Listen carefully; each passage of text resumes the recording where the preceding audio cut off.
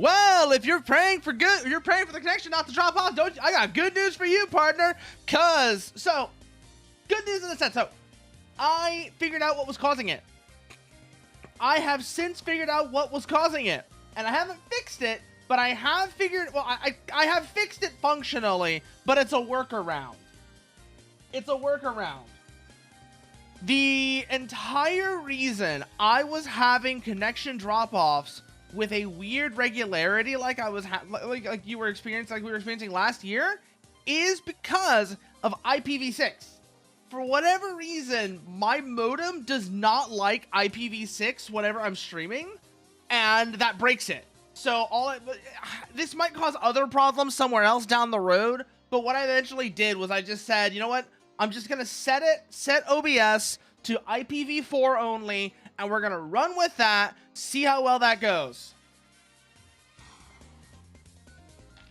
So, and it's been working so far. It's been working so far. It has been maybe a month and a half now. Almost, yeah, a month and a half now. Almost, damn. Almost a month and a half now. Híjole. Since I started doing that, since I started using that setting where I'm on, I just have my modem on IPv4, and that works. It works. Like I said, that might cause other problems down the line, but so far, telling OBS to just not use IPv6 has worked. It has worked, and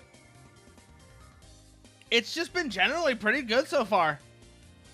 The only thing I don't have anything to really say about that. Only thing I would say is I would like to know why my router freaks out when it comes to IPv6. That's the thing. I want to know why it freaks out when it comes to IPv6, because that is, like I said, that was the root cause of it all. It was router freaking out about IPv6 for some reason, and it's specifically streaming. Specifically streaming. And specifically Twitch. And I don't know why. I don't know why. At first, I thought it was firewall shit, which was causing it to time out Twitch. No, that didn't do anything, because then we started getting the other crash where it was like, cannot resolve stream key. Then I switched it to IPv4 only. Yeah, probably. That's probably what it is. Yeah, no, it's just IPv. That is a future problem. You're right. Because eventually everyone is going to have to switch over to IPv6. But I don't know when that's going to happen, because like you said, we are running out of addresses. We're running out of addresses eventually. When are we going to... When are we going to apparently... I'm curious. When are we going to eventually run out of IPv4 addresses?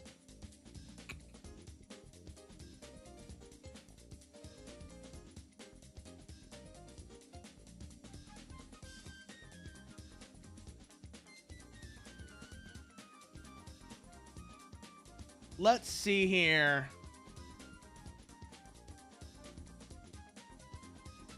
Two to the 32nd. Okay, so there are 4.3 billion IPv4 addresses available. There's 4.3 billion IPv addresses available compared to, yeah, that fucking number for IPv6. 2 to the 128th power. Jesus Christ. Absolutely massive. And like I said, I don't know when there's going to be like a switch over or whenever. Okay, so we ran.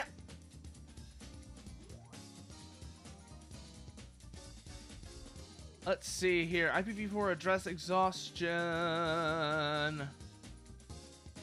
And is there anything about when that's going to happen? Nothing really. It seems like... Okay, yeah, I don't know when the hell that's gonna happen, but yeah, no. The guy who created... Yeah, no, absolutely he did it! Absolutely he did it! I mean, remember, this is somewhat related. This is somewhat related. Remember, back when computers were still a new thing, there was a guy from IBM who said, I think there will be a need for at most 5 computers to run the whole world.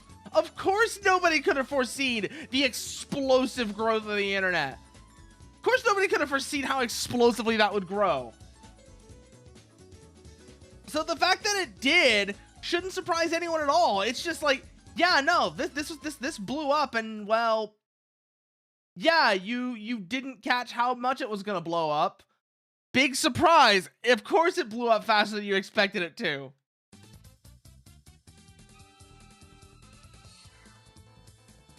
So, just, yeah, no. But it's working for now. Like I said, it is working for now. I don't know what's going to happen with that. Eventually, I'm going to have to fix whatever these IPv6 problems are, but I don't know how. I legitimately don't know how that's going to be, how that gets fixed.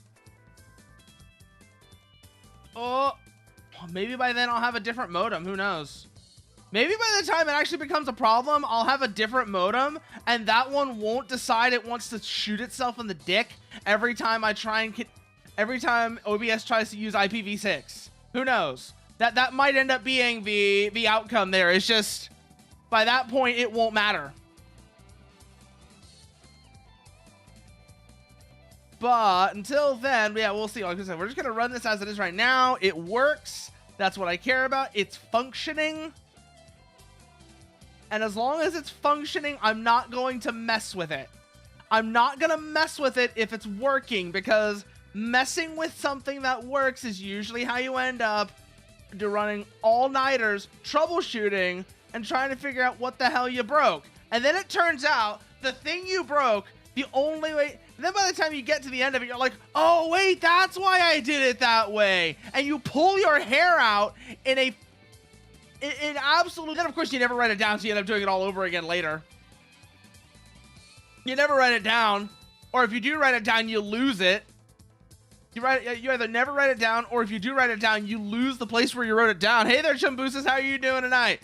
So, we're going to be playing some Art of Rally tonight. The reason I'm playing this is...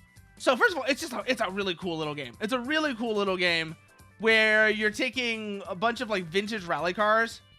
You're taking a bunch of vintage rally cars out into... out on really, really nicely done rally stages.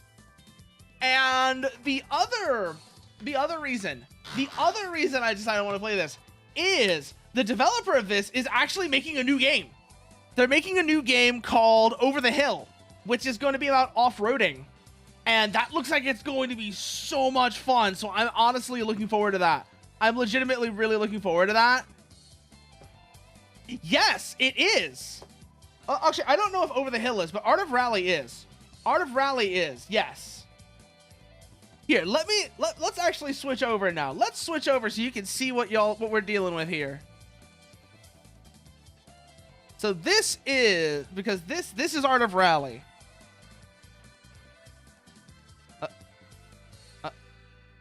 There we go.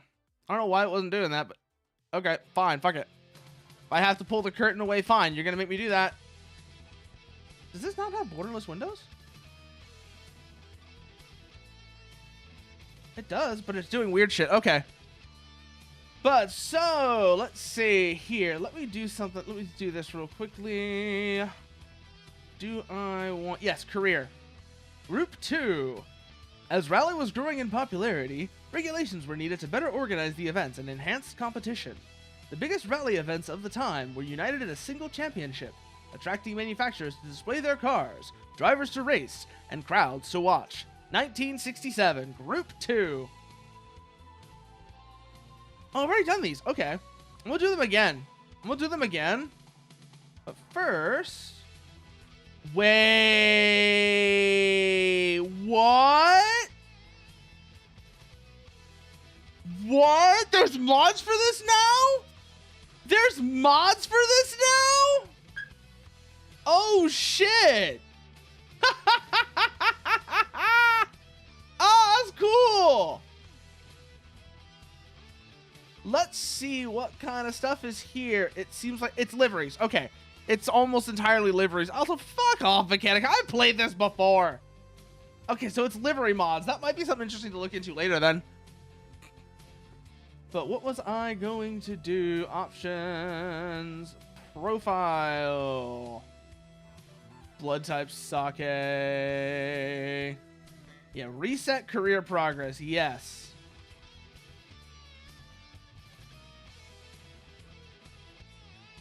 Then I want to see as well if there's anything else that we can do here that might be interesting. Oh yeah, this is their new game for Over the Hill. Which, have you seen Over the Hill, Mechanicat? Have you seen Over the Hill? It actually looks really good. The screenshots of it. Is there any video of it as well? I know it's up. They have a Steam page for it up right now. They have a Steam page for it up. Does it have? Oh, it has video actually.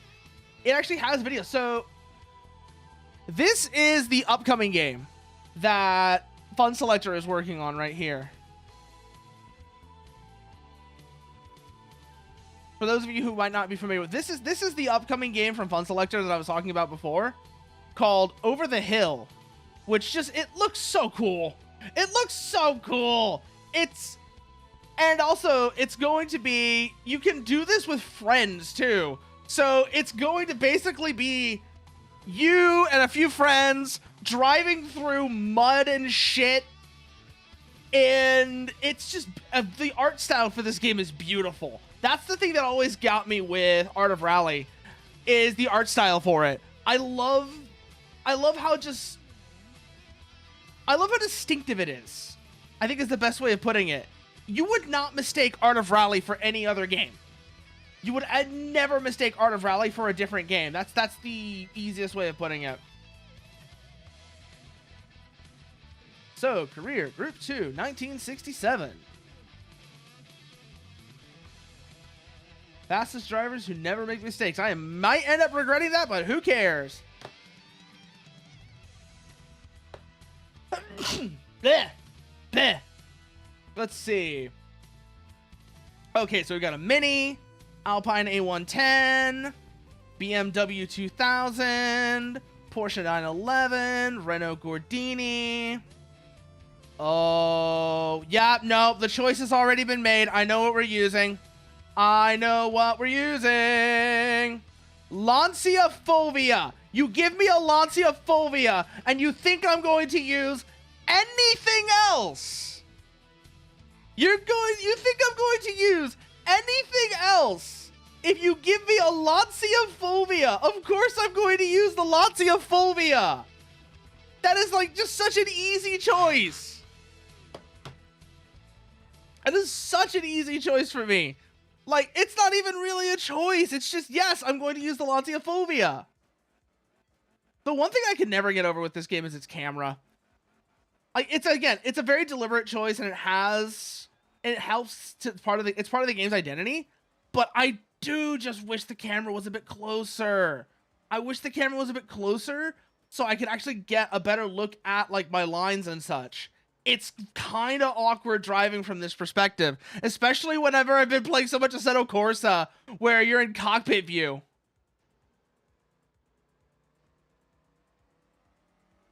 Let me see if there's any options for that actually real quickly here.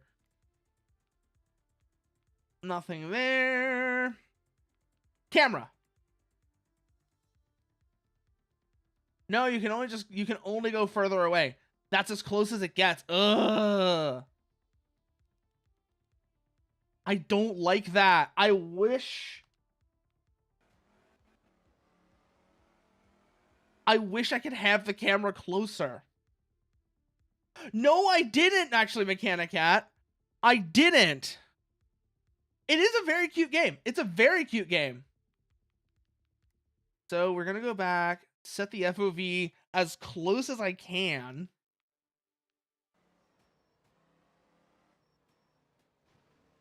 Because I remember this is like the thing that always threw me off with this game, is its camera being so far away from the car. It makes it kind of Focaccia. I forgot the cars had the thing on the bottom of them. I forgot the cars had the thing on the bottom of them, like the A110. I'm pretty sure says baguette.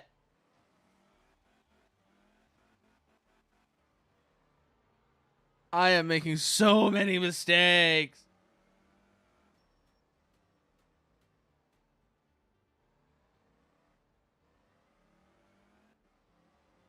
I am doing so badly here.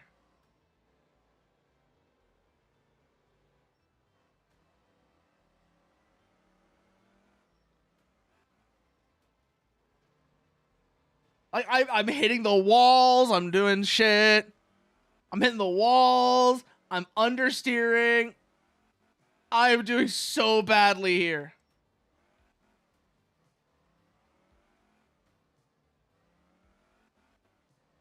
I'm going off the road.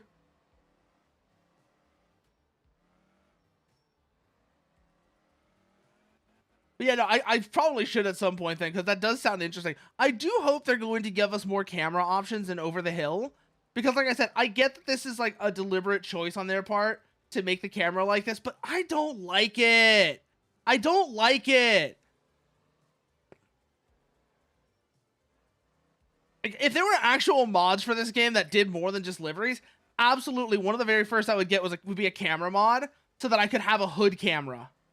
Because that would just make my life so much easier.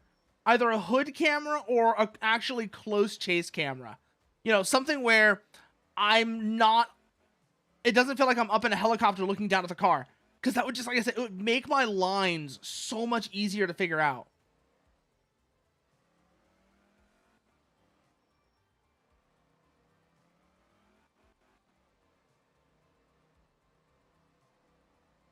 Oh, there is. There's a camera mod. Okay, I'm getting that right now, and then we're gonna start over. I'm gonna go get the camera mod and then start over.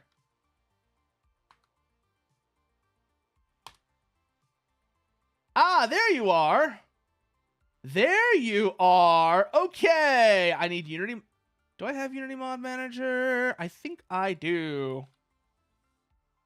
So yeah, no, I'm just gonna do this real quickly because now that you mentioned there's a camera mod, that's going to make things so much easier for me. So if you'll just give me a moment, I'm going to go and do that.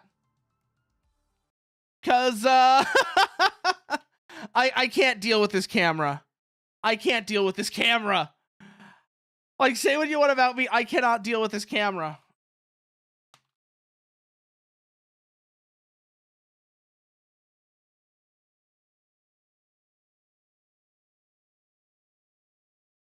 Script, so let's just go ahead, grab this. And while we're doing that, actually, I should mention, I hope that this is like something that gets done in the sequel.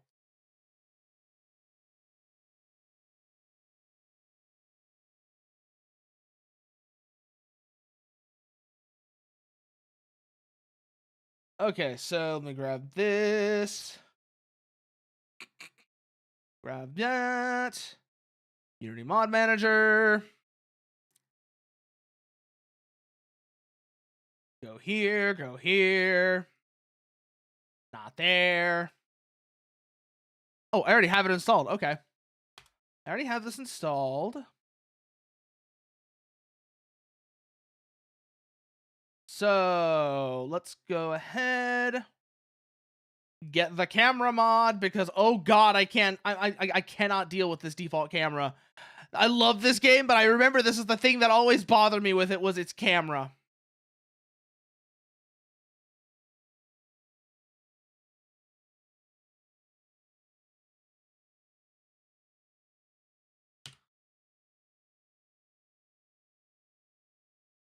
So let me just fix this real quickly.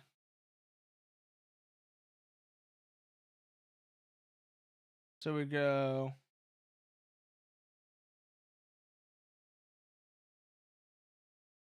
Where is it at?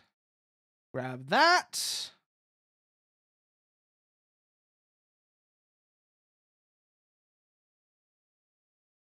Grab that.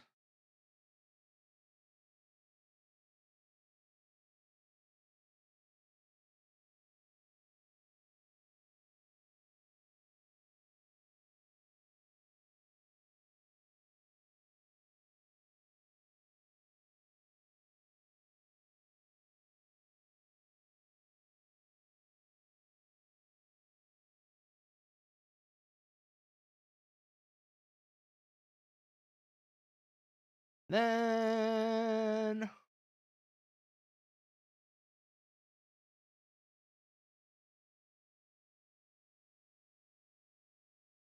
actually, no, this is what we want to do. Okay. Okay, that's good to go. And then we just start Art Rally. Okay.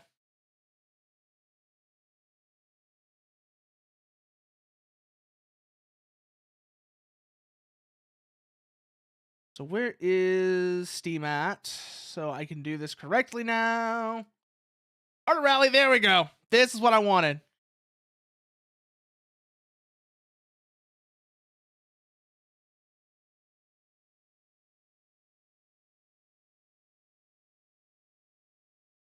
Oh, I did this backwards. Okay, it's fine. It's fine. I can make it work. There we go. Options. Now let's see what our camera options are like.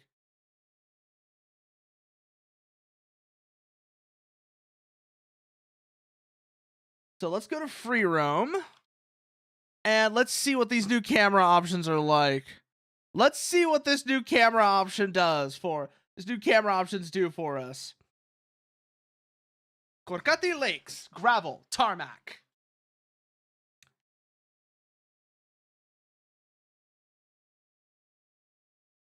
Let me just make sure this is installed correctly. I don't think it is. Yes, so let's close the game here real quickly because I think I didn't do that quite in the right order.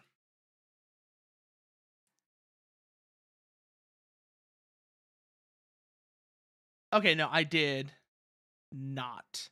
There we go. Now it's right. I forgot to hit a button. I forgot to hit a button. Now it's correct.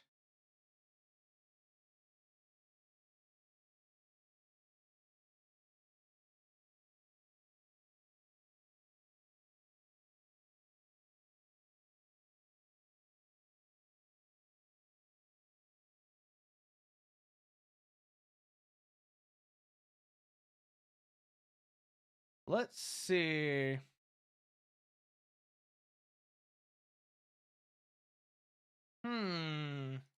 Not showing though, which is interesting. Let me try restarting the game real quickly. Make sure I did this correctly.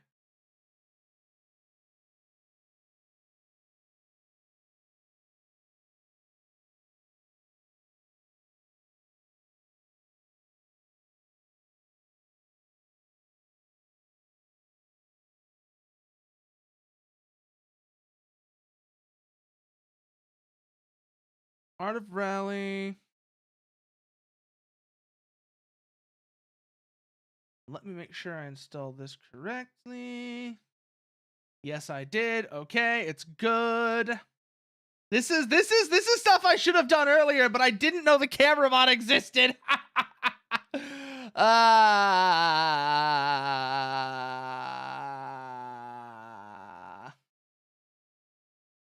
But it's not showing for some reason. Oh, there it is. There it is. Never mind. Now it's showing. I'm just blind. It was showing. I'm just blind. Okay. It was showing the whole time. I'm just blind.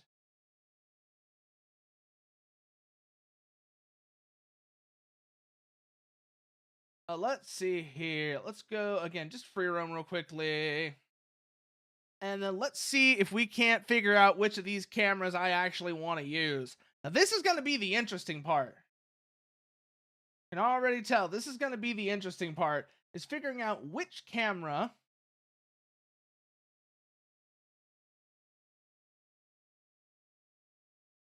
I actually want to use.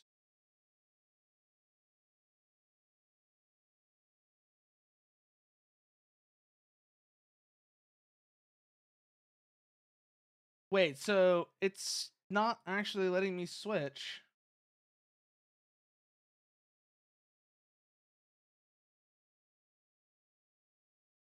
Interesting.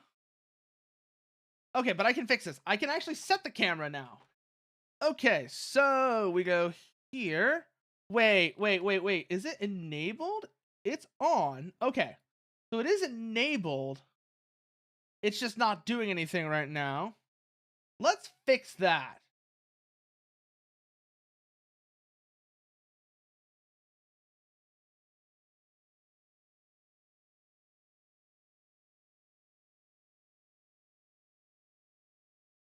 Let's fix that real quickly.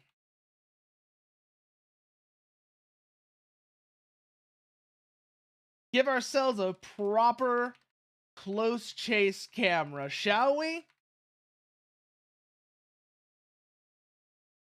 And then bring ourselves in nice and close.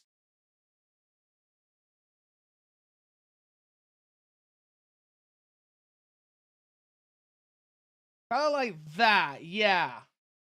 Let's try that. Oh, this feels so much better. I have control.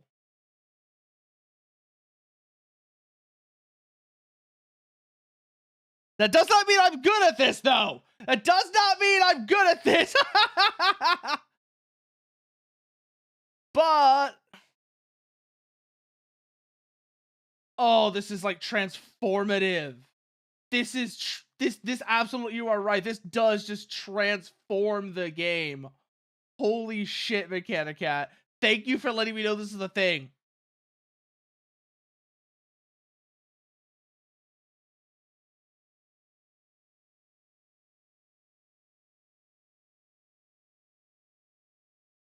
Oh, this feels so much better.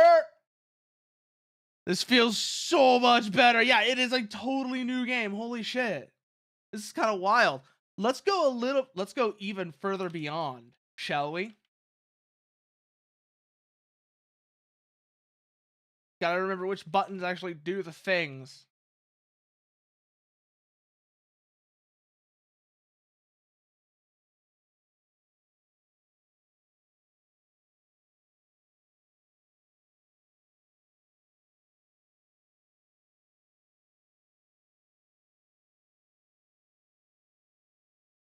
Roof cam.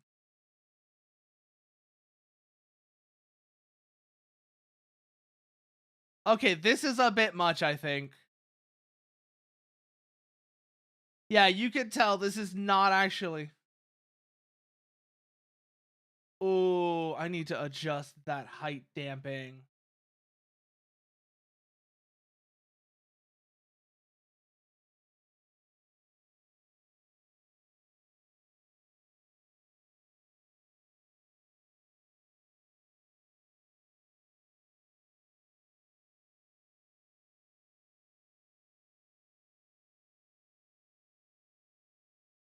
Yeah, no, this is a bit much because it's doing the automatic. Oh, thanks for letting me know. Thanks for letting me know there's no audio. Shit. Thanks for letting me know about that, Mechanicat. Where is it? Game audio. You. It should be there. I don't know why it's not. Unless OBS is just being stupid.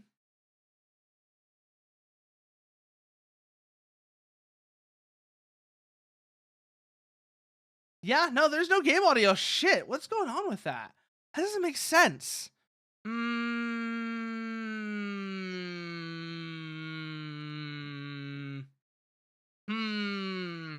That is super weird. Let me see if I can figure this out then.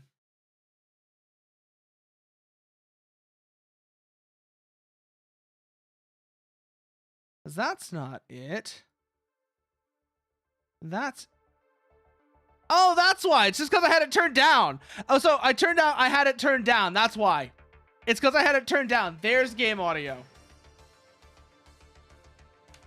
Reset. And now let's redo.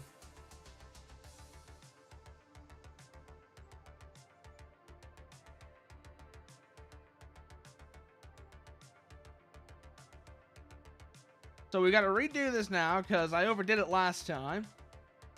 And let's get this corrected, because I was trying to do like a hood camera because I thought that would be fun, but that doesn't really work with this game.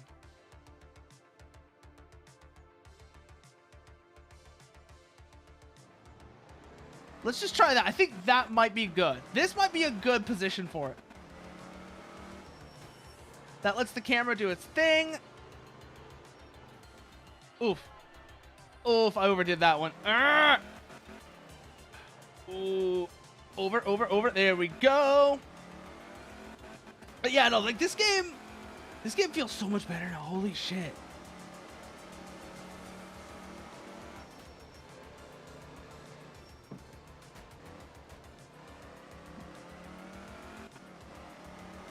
If I could make it so that it didn't do the following of the terrain, that would be even better. And there's probably in the settings to do that.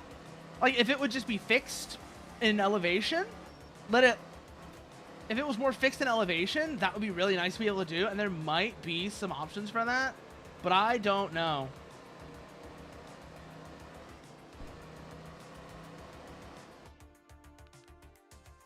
Let's see, is there anything that lets us just cycle camera? Yes, there is. Okay. Do we have it on? Yes, we do. Okay.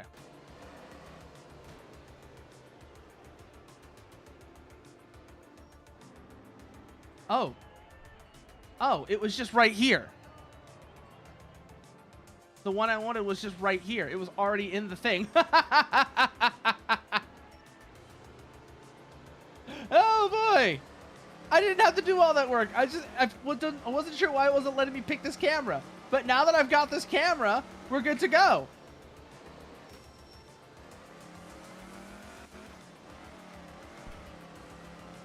All right, now let's actually go rallying. Let's actually go rallying now. There are, it's just I didn't know what it was. Okay, there are options for that. I just didn't know what it was, Mechanica. I have since found them. I just didn't know where they were. I figured out what's going on here with that now.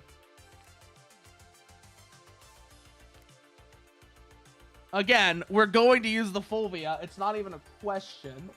Stage 1, Sardinia, San Gavino, Monreal. Here we go.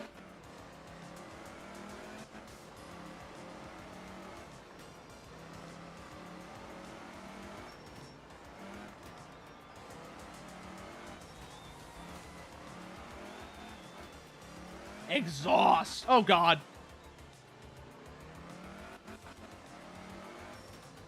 What was trippy, Parasitas? What was trippy? The camera stuff I was doing earlier, or what?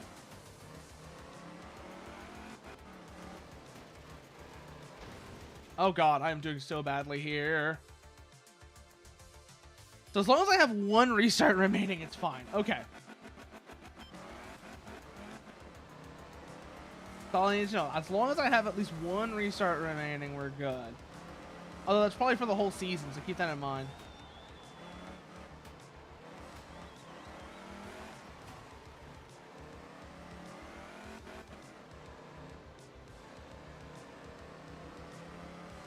Keep going. All right, right here. Just realized I don't have a co-driver. Well, this is going to get interesting then. I'm gonna have to actually keep my own corner lines in mind.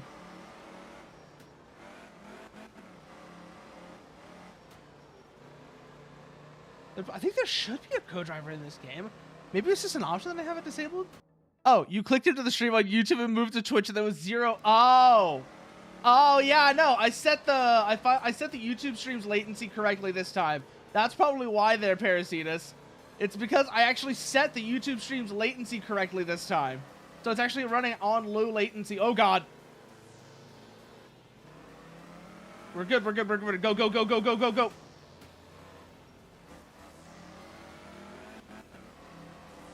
Oh, shut up, Mechanicat. Let's see. Oh, yeah, no, we're actually making pretty good time, though. 120, and we are already about 3/4 of the way through. We'll see how far back that puts us.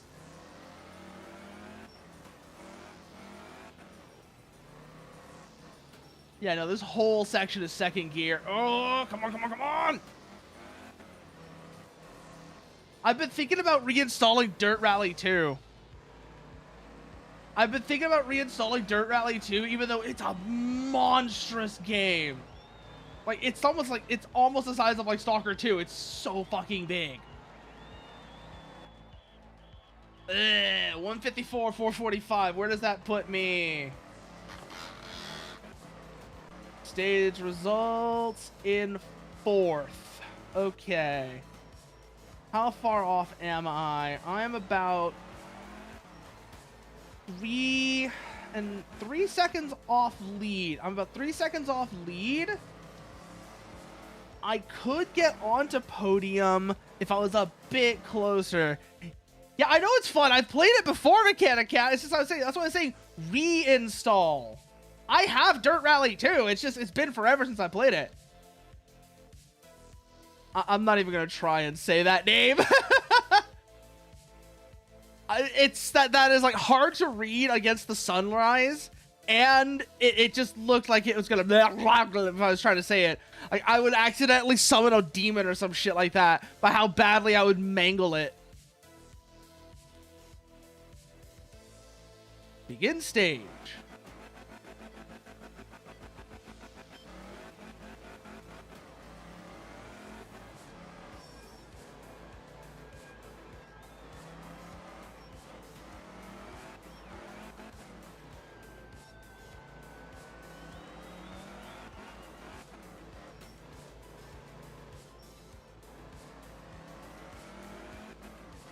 There we go. We're coming over. Ooh, this is a fun bit. Oh, this feels like it's gonna be a fast stage.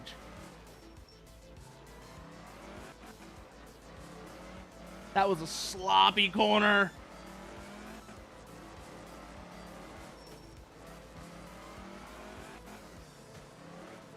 Remember, this is a front-wheel drive car. We can get away with a little bit more sloppiness because the front wheels will pull us through. I do believe that European languages aren't real. I mean, you say that, and yet you speak one, Mechanic Cat. Remember, sure, it may be a modified version of it, but it is Portuguese at the end of the day. So, I mean, that's such a strange thing to say about your own language.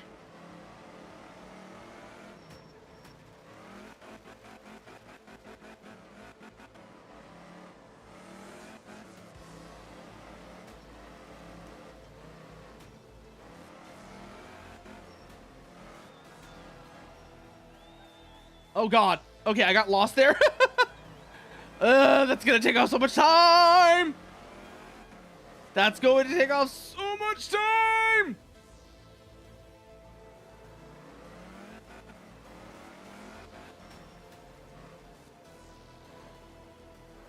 Oh god, that was bad. Yes, fuck it, I'm gonna restart this stage because, oh, that was so bad. That was so bad. It's like moments like that are why you have co-drivers, though.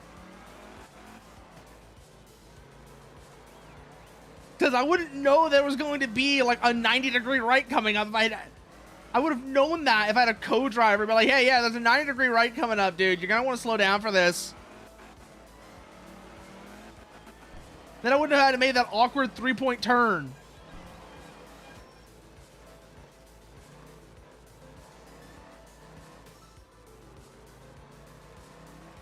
We're good though. Okay, we're back on track now. We're back on. Oh god. Oh god. Oh god. Oh god.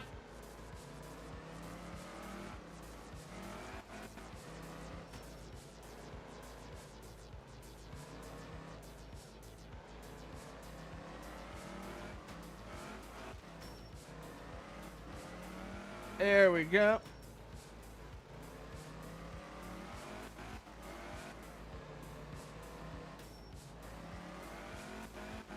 There we go. All right, now we're back on track. Now we're back on track. And we're actually making pretty good time through here as well. So, come around this corner. Throw into first. Shift up. There we go. That's exactly what this being front-wheel drive lets us do. Like I said, we get away with a lot more shit because this car's front-wheel drive. I would have been spinning out if it had been like the 911 or maybe even the Alpine. I bet I would have been spinning out if I had been driving that thing. I have SnowRunner and I won it in a competition. So you have all the DLC. One of your scout trucks is a rally truck. And there's another truck you also use just because it works well in snow. Dual rear axles. So it could be as... You found out from spinning out when you hit asphalt. No. You have it the other way around. You have it the other way around, Parasitus. Yeah, there is so much shit to pay attention to. Then again, I do flight sim stuff, so that's not exactly new to me, Mechanic Cat. I do flight sim stuff, so I'm already in that situation when I'm streaming that, remember? Again, so much shit to pay attention to. And so often it comes down to like split-second reactions or split-second decisions. You might not think it does because you're thinking, oh, there's nothing to run into in the sky until someone sends something to run into you.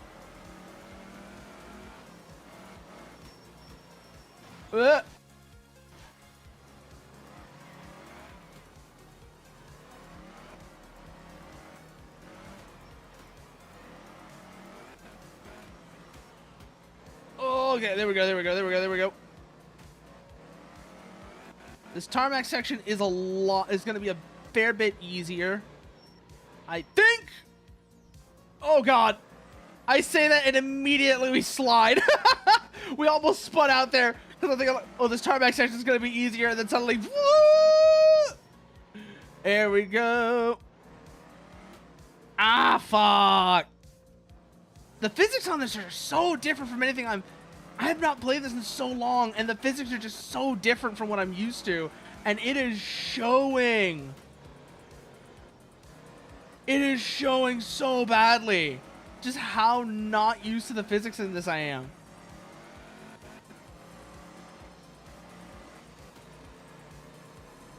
Woo!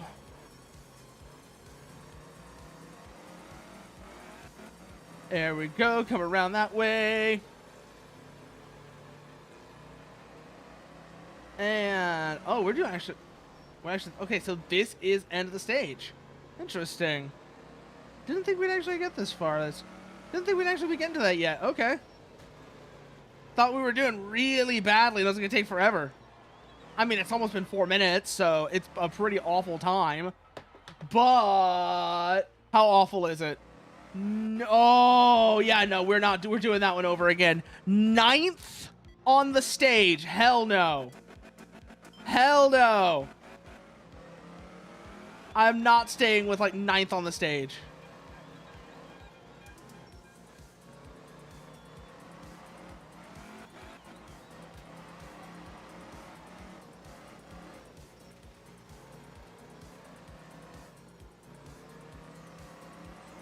Okay, that is an improvement already.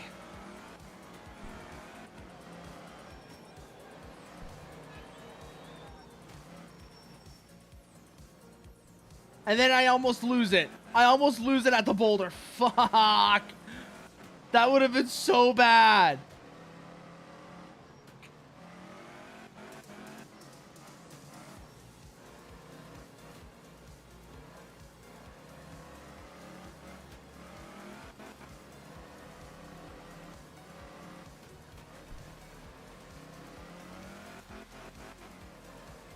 There we go.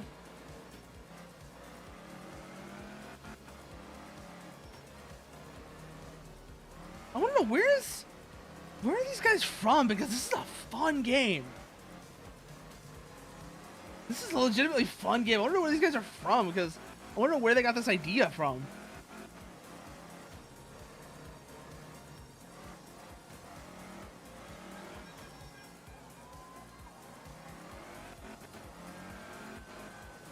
Let's see here. No, I had mud tires, so I didn't have good traction on asphalt.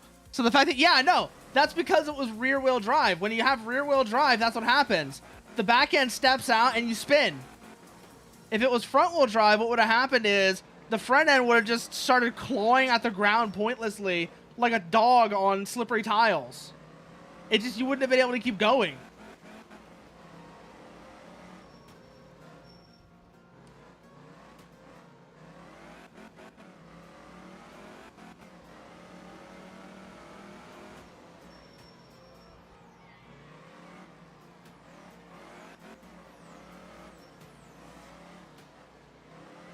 This is already an improvement. I don't know how much of an improvement it's going to be, but it's already an improvement. I can tell from here.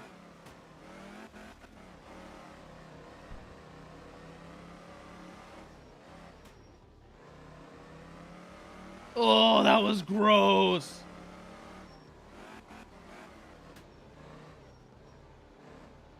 That was a super gross line. That was super gross right there. So that was like, I don't know if you saw that right there. That I very nearly lost it in that chicane section. And it was so bad.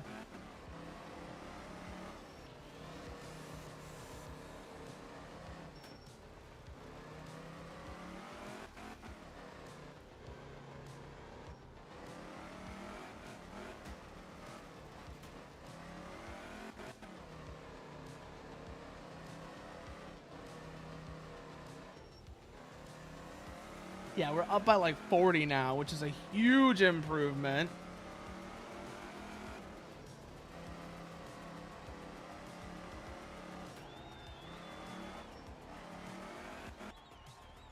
Okay, yeah, no.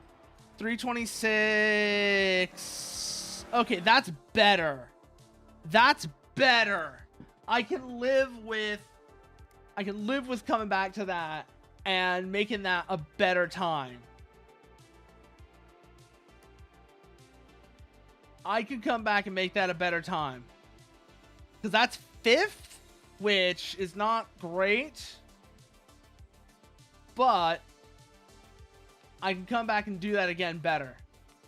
Yes. I want to do that again because I want to do better than 5th. I want to do better than 5th. Actually, you want to try something? I want to see how another car handles differently. Because remember, I really like the Alpine. I really liked the Alpine back when I was playing this. I forget if it's just because it was a silly car or like, it handled funny, but I remember liking this. Oh, it actually has distinct sounds too. It's nice.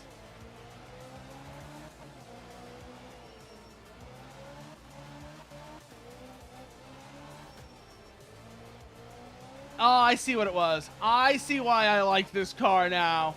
I see why I like this car now. Oh, God.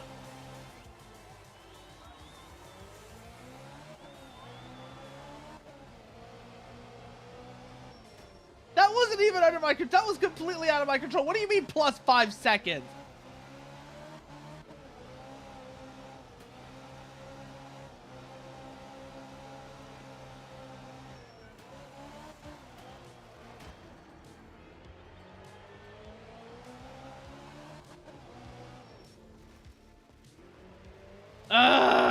Yeah, I'm just so bad at this.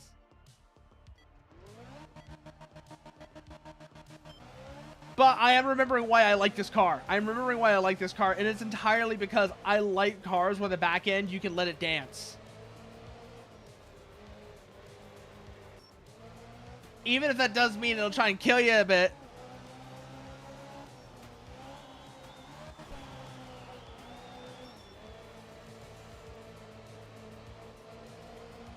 You kill that entire crowd, 5 seconds is nothing. Aww. Ah! Okay, we're good, we're good, we're good, we're good, we're good!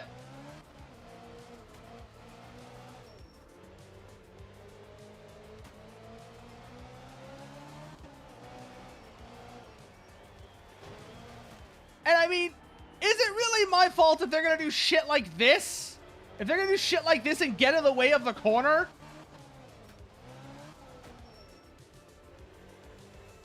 Might actually step the camera out just a little bit so I have more vision.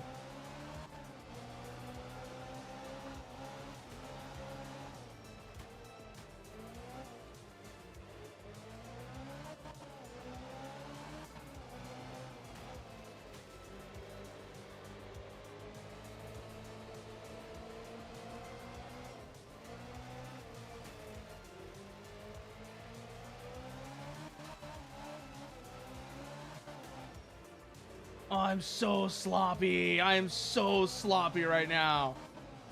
But, okay, we're getting it, we're getting it, we're getting it, we're getting it, we're getting it.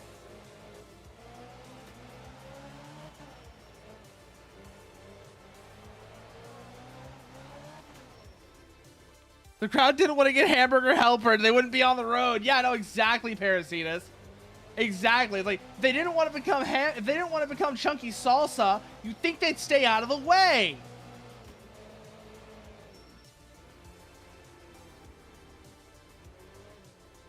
Oh, that's so bad. That's so bad right there. Ugh.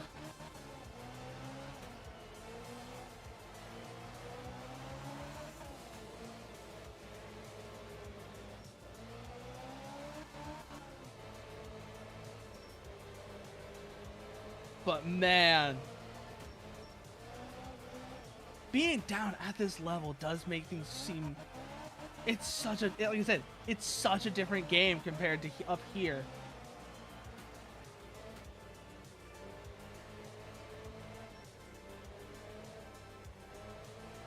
Where things like, it feels like you're watching from a helicopter up here. The only way I can describe it, it feels like you're watching from a helicopter at this angle.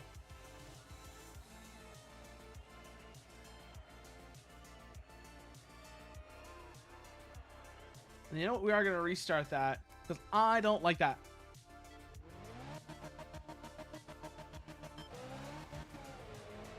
There we go. Much better.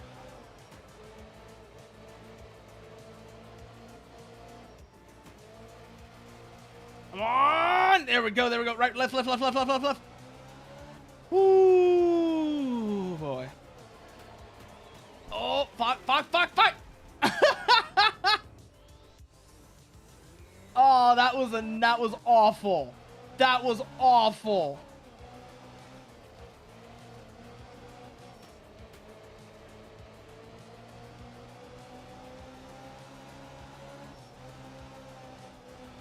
So now we come around this way.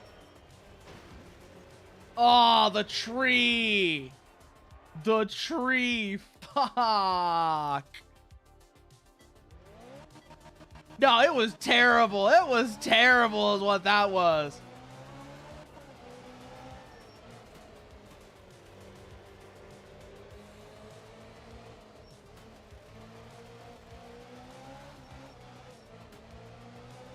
Ooh, we managed to save it there. Managed to save it there.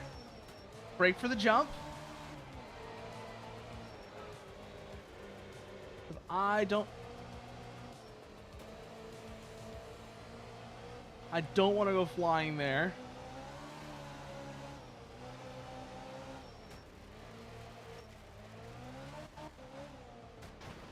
Fuck. Okay, now we're good. We're good. We're good. We're good. We're good. Oh, fuck. Fuck, fuck, fuck, fuck, fuck, fuck. There we go. Now we're good. Now we're good. Now we're good.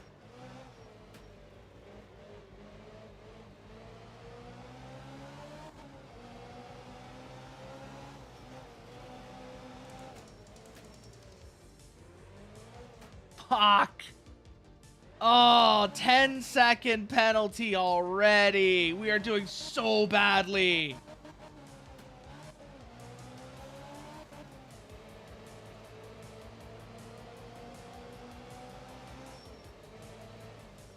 These brakes are part of what's throwing me off.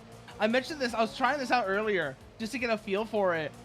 And the thing I noticed is the brakes in this game are like a switch. Where it's like they're either on all the way or they're off all the way. It's so hard to like gently brake, which is what you want to do sometimes. It's so hard to like feather the brakes.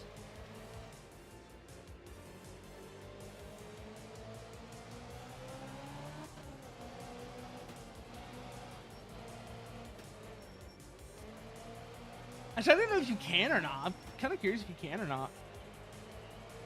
Because I mean, if you can't, then that would I don't know how much of a point there is to having the brakes on the triggers. If you can't feather the brakes, I don't know how much of a point there is to have the brakes on the triggers. But if you can, then yeah, no. But it's so tricky.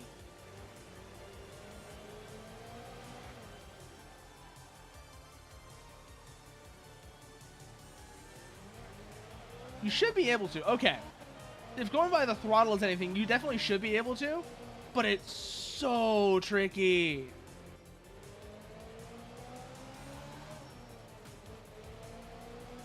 Ooh. We're doing so badly that we're already at 3 minutes. We're already at the 3-minute mark. Bit of a tank slapper there. Ugh, that was unpleasant. That was deeply unpleasant. Come on, over. And save it, yes. Woo.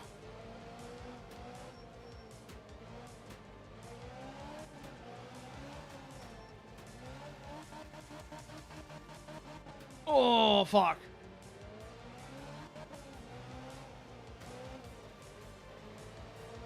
Come on, out of the way. Out of the way. Kind of wish there was a horn button that you could do to, like, disperse crowds and shit. Oh, fuck, we're gonna go over the side. Okay, we're good. Out of my way. Get out of my way, please. Thank you. Oh, fuck. Oh, this is such a bad time. 4 minutes 11. Yeah, no, 9th place. That is so bad. And we're not even through the first stage yet. Oh, God.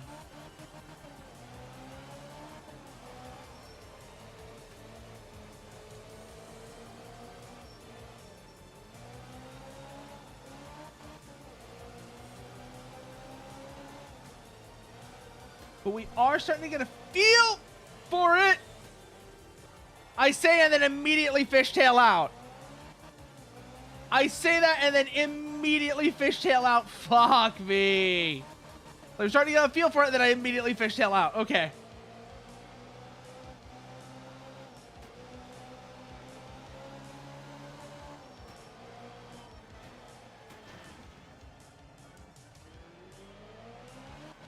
I feel like part of it is my eyes are looking in the wrong spots.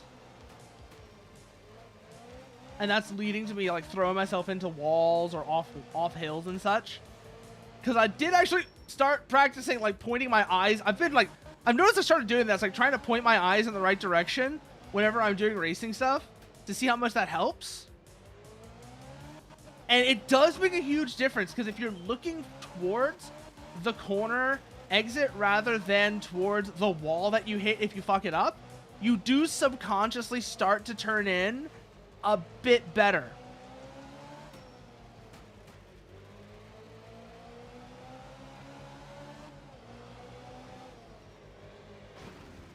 Fuck you, tree!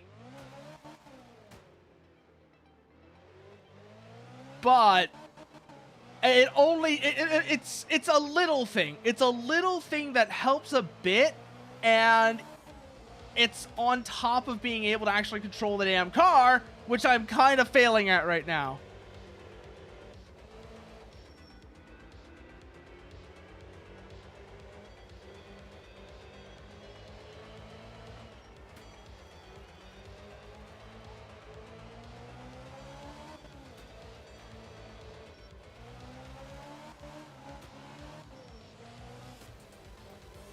Come on. Over.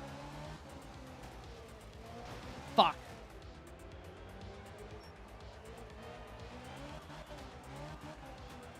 Oh, this is so bad. This is so bad. Yeah, no. I know why I like this car, but I am so bad at it. I am so bad at it. God damn. Because, like, the Alpine is fun, but I am so bad at it. Ooh, they have an Escort. They have an Escort. What else we got here? Escort, Mini. Okay, Alpine, BMW. Let's try the Escort, see how that feels. It's going to be rear-wheel drive, so it's going to be kind of funky like the Alpine, but also its engine is in the front, so not quite as much.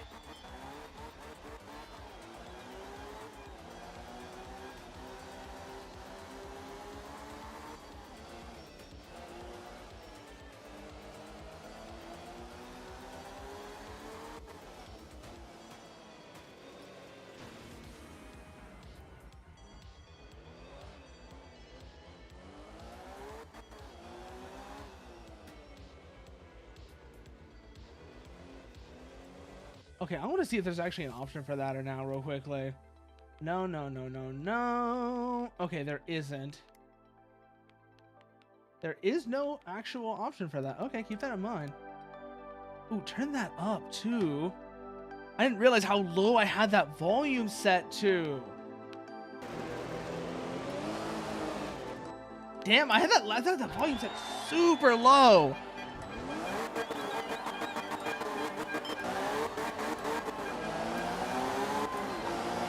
There we go. Now you've actually got the car go. I think we need to turn that down a little bit, actually, just to compensate.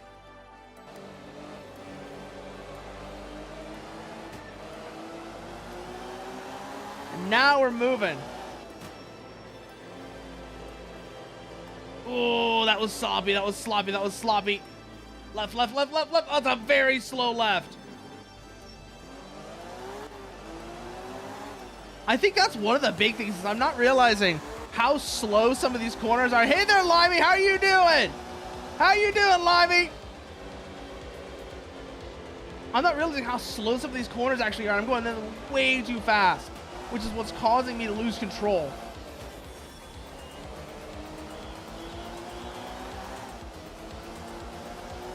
Like right there, that felt a lot nicer.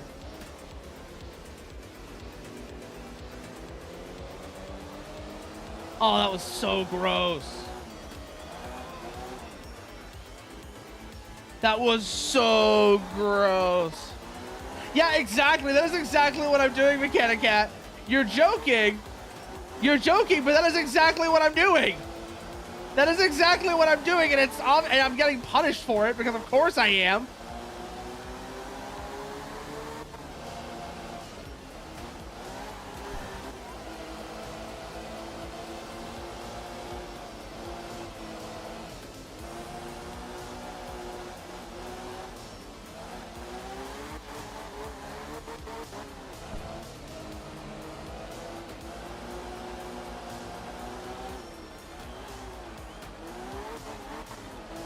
There we go. That's much cleaner. Fuck.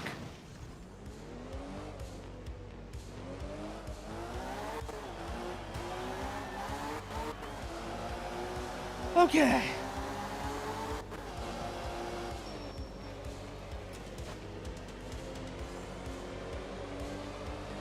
Keep moving, keep moving, keep moving.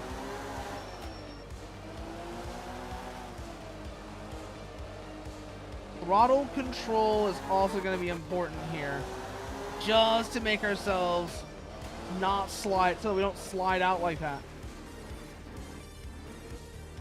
Ugh, managing gears as well. I'm so bad at that. I'm used to cars that have so much more power.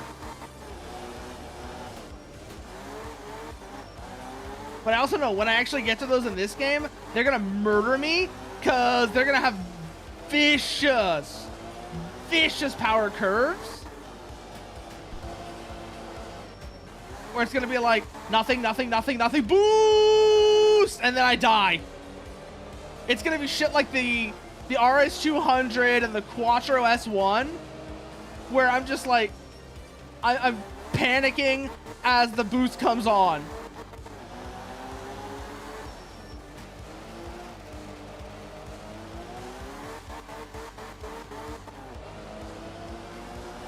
That is a much better time. Oh, we're not done yet. That wasn't the end of the stage. I thought that was the end of the stage. Damn it.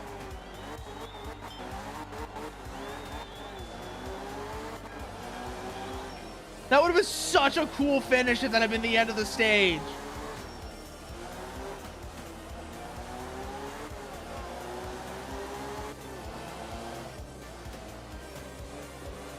Yeah, I know I need to stop jinxing it, Mechanic Cat. Fuck. Forgot this is a left. That is such an evil corner. That right there is such an evil corner. It's a super slow left at a T-junction without like really super visible barriers to tell you it's a left. Oh.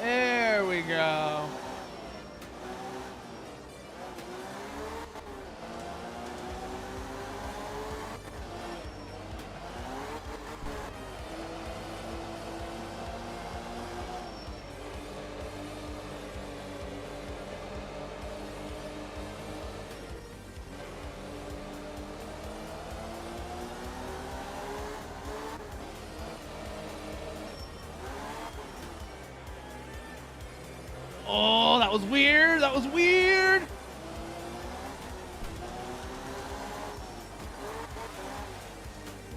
And we just lost all the time we gained because of that barrier.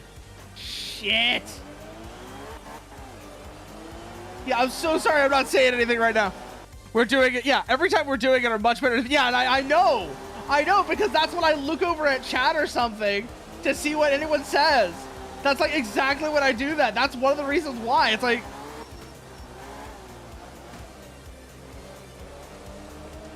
I get into like a focus state and then I immediately break it because I feel like I have to do my contractually obligated stream interaction. Ah.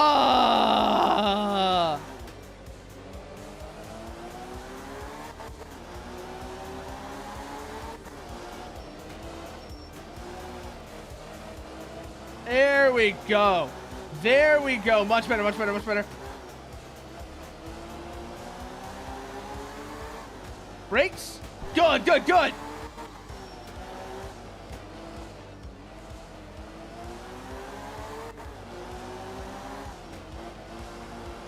Back onto tarmac? No, not tarmac. This is still gravel. Okay. Whew.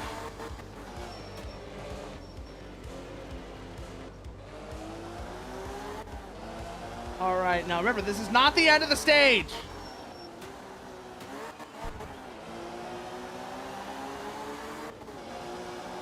Three minutes 20.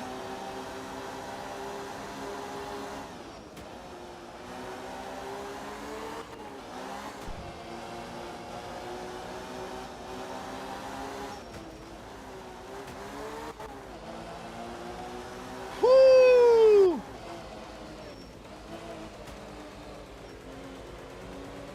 Almost lost it there.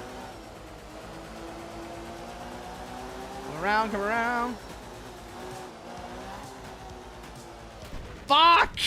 Went over that jump sideways. I wonder how bad this time is gonna be. I wonder how bad this time is gonna be. We're already over 4 minutes. We're already over 4 minutes. Okay, that's stage finish. 4:13. Ugh, 7th. 7th. Okay. Yes. Yes, I want to do that again. I want to do that again. What do we got here? First is left. That evil right, that evil left corner at the start of the stage is going to keep screwing me over. How did I fuck this up? How did I fuck this corner up? I've done this corner so many times, and I've done it right so many times. Why is this the corner that gets me? Out of nowhere.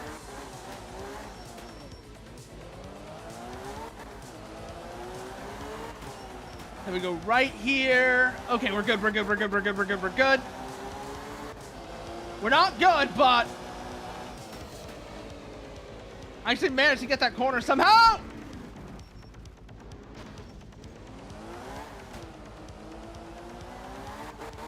Again, this is one of those I really wish I had a co-driver to let me know, hey, shit's coming up. You might want to slow down for this. Ooh. I don't even know what the second stage is like at this point. That's the really embarrassing part. This is still the first stage. So who the fuck knows what I'm going to get in the second?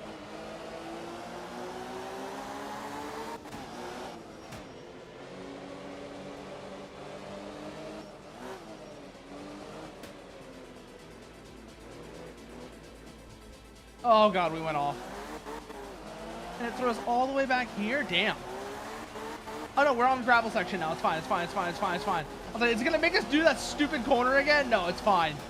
Well, it's not fine, but we don't have to do that stupid corner again. That's what I mean by that.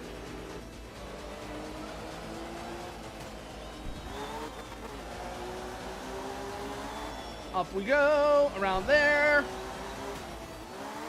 Into the lumberyard.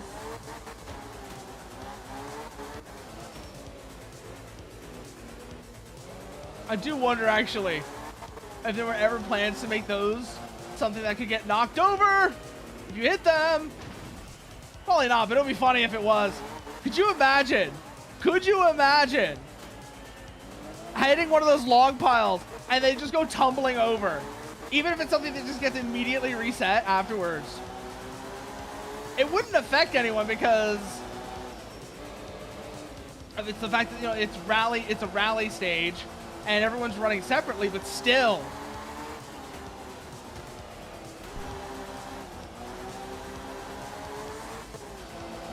It would look nice. Little things like that. Think about it every once in a while. Ooh, boy.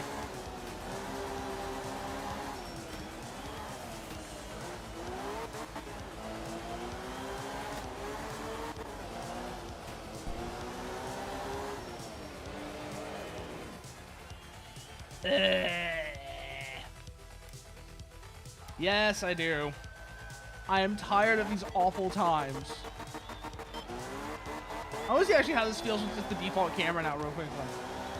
Because this does actually give you a better view of what's coming up.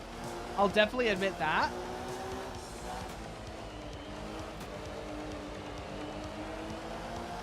You can actually like see the upcoming corners. I can see why you might want this. But I do like having that close-in camera for my lines nonetheless.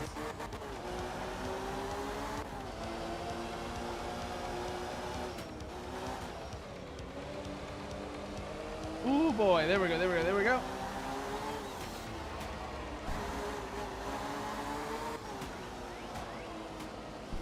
Oh, damn.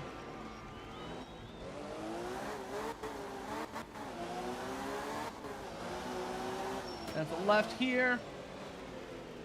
I can start to see what the thought process behind this camera is now. I don't like it necessarily. I still don't like it as much, but I can see why they did this. It does let you see the corners as they're coming up better. So it does kind of work like a sort of virtual co-driver in the fact that, you know, you can see what's coming up and you can plan for it better. Ooh, boy. Okay.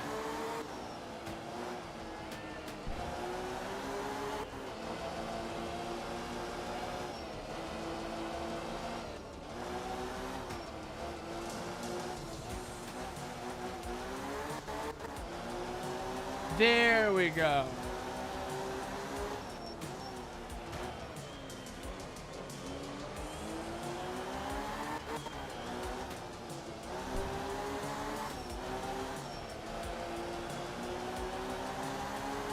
I'm sorry if I'm not saying much right now. I'm trying to like lock in and actually get through this stage because it's been bothering me this whole time.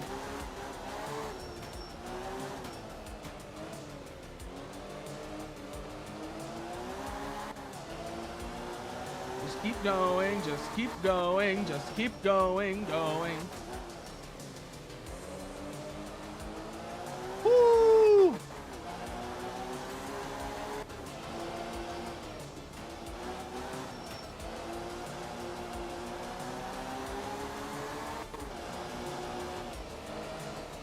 There's another game actually that came out a while back. I want to try as well at some point, Mechanicat. You might have seen it. It's called Super Woden GP2. It looked interesting. Again, it has like the funky camera because it's more like a slot car, sort of like almost like it's trying to emulate slot cars, but it looks really cool.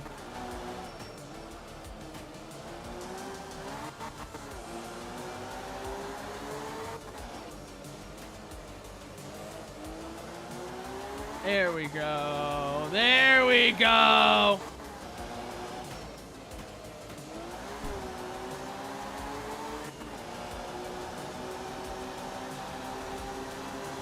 Yeah, no, it looks really cool though. Very distinctive looking game.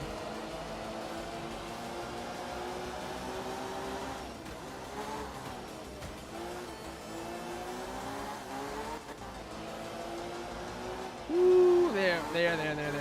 Over. Fuck. Got it.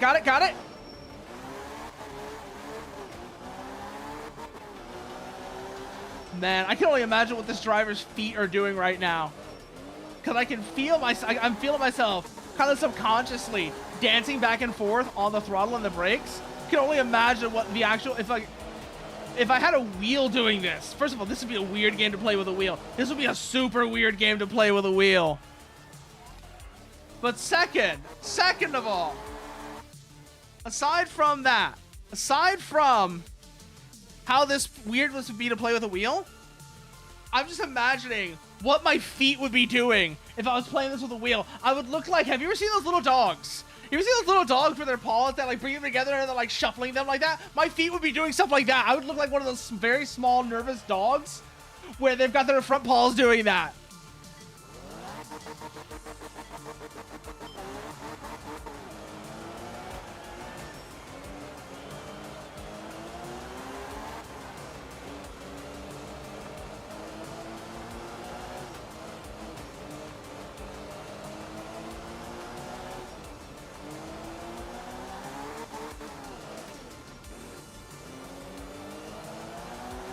Get it.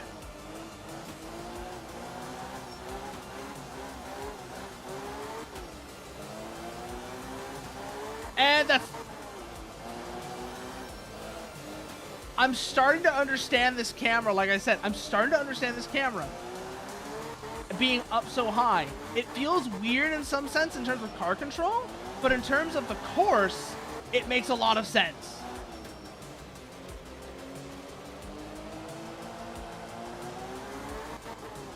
It helps you see the course better. And in rally, that's really what matters. You're not racing against anyone else. You're racing against the course. I was right about restarts. Okay, they are for both stages. Possibly for the whole series if we get into somewhere that's got more than one rally.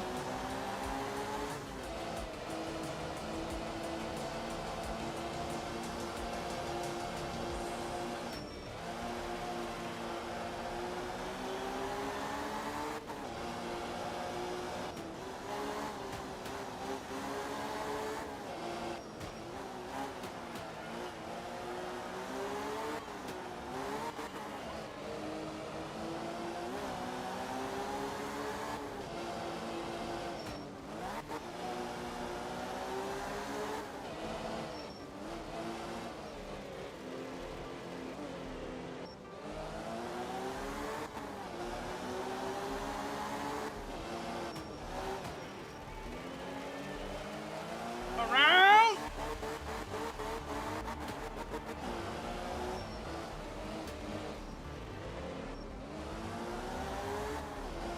Come on.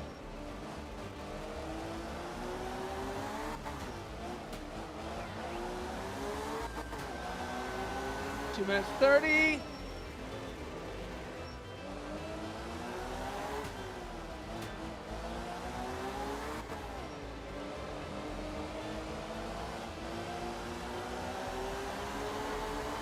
Two minutes 38. I'm trying to think if I do, and oh, that's bad. That's such a bad result. Ugh. What was the best time on that? I'm betting I lost most of my time on the first stage, but still, let's see. Hot Shot Race. Oh, let me see this. Let me see this, actually. I'm going to go look this up now that you're mentioning it. I want to see what this looks like, Mechanic Cat, because that sounds cool. I may have seen this already, but I'm not remembering it. Let's see here. Oh, there's another game I've seen as well.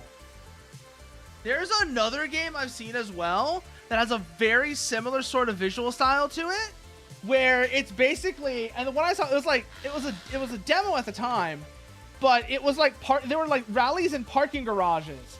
I want to see if I can find this real quickly. What the hell was it called? Parking Garage Rally Circuit? Is that it? Yeah, this is it. Parking Garage Rally Circuit is the one I was thinking of. That looks very similar, where you are literally taking rally cars and such through a parking garage, and it looks like a game off, like it looks like Sega Rally. It looks like Sega Rally as well.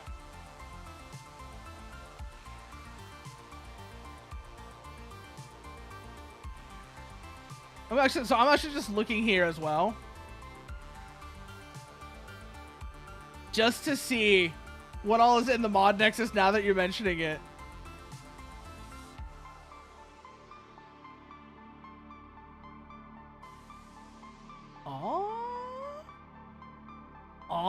That's a cool mod. That's a cool mod. I found a really cool mod just looking right now that is basically, it changes the sponsorships, the sponsor banners. So you've seen the sponsor banners, right? It changes the sponsor banners so that it has, well, it adds more really, so that they change as the time goes along, and it feels like there's a sense of time progression. That might be a cool one to actually do at some point. I might install that at some point. Ugh, that was such a bad time though. That was such a bad result. Ugh.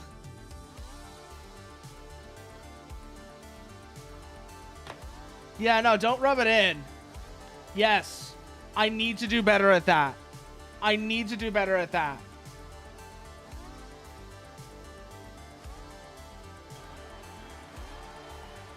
I absolutely need to do better at that. Holy shit. Versprung.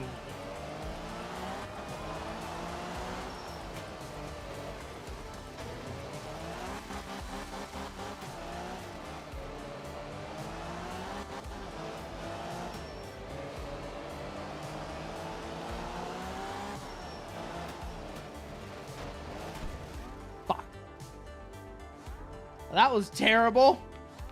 That was terrible right there. Just immediately go into the goddamn rocks.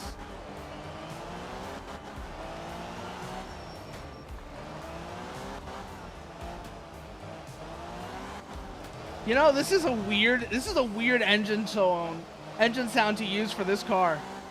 Because the Mini, you know, it's a 4-cylinder. But if you listen to this, the way this sounds a lot like a V6. So this is kind of weird to hear coming from a Mini. Like, it sounds like a, which one am I thinking of in particular?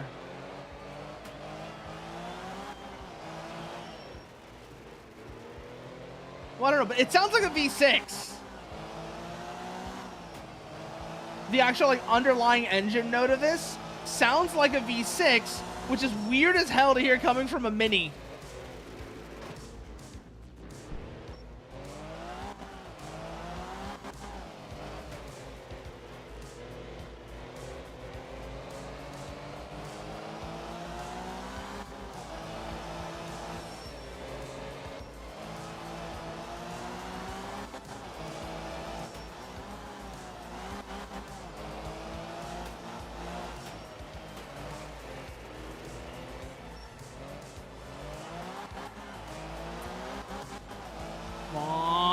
There we go, there we go, there we go, there we go.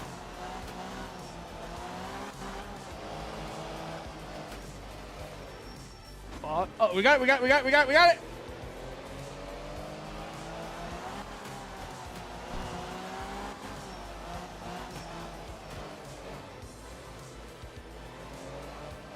Where is this stage actually? Fuck. Yeah, that's not a VQ. No, not a VQ. This sounds like a good V6 Mechanic Cat. It's got the low growl to it. It's not nearly as drony enough to be a VQ. I've heard what VQs sound like. This does not sound like a VQ. This sounds like... This is going to sound weird. This is going to sound weird. You know what this sounds like? This sounds like a Pentastar with a good exhaust. Like, you know, we both know the Pentastar with the stock exhaust sounds terrible, right? So the Pentastar with the stock exhaust sounds pretty terrible, but unlike the Nissan VQ, it's actually really, really easy. I was actually shocked how easy it is to make a Pentastar V6 sound good. I want to see if I can find the video I saw that did it. There's a particular video I saw that did it. I was just like, that's a Pentastar? And I was just like, that's impressive.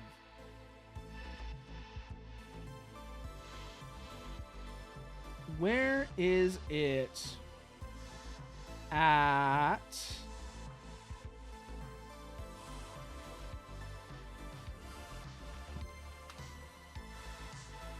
Because VQs are very hard to make them sound even like decent. It's hard to make even a VQ sound even like decent. But this thing sounded good. And I'm trying to find this video because I want to show you this thing.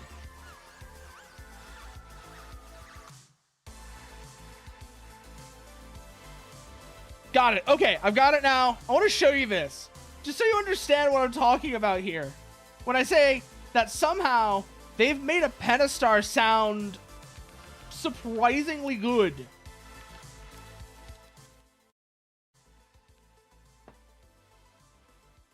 Like, it is legitimately shocking.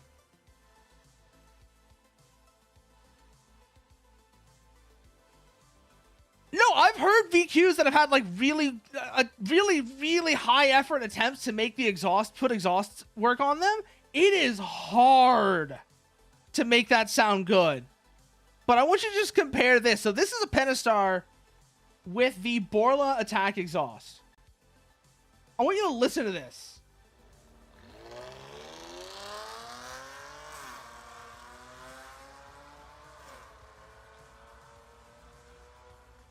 Just how that sounds right there. That sounds really good.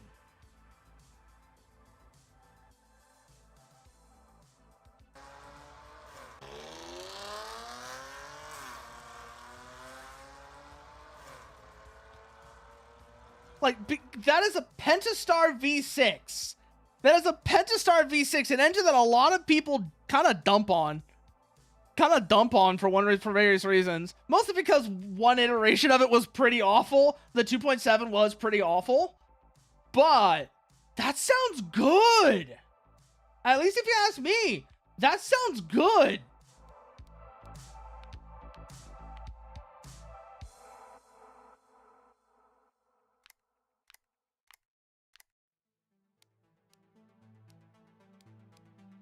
I want to see what this thing sounds like now. We're back in Sardinia in the Porsche. Oh, that's a weird noise.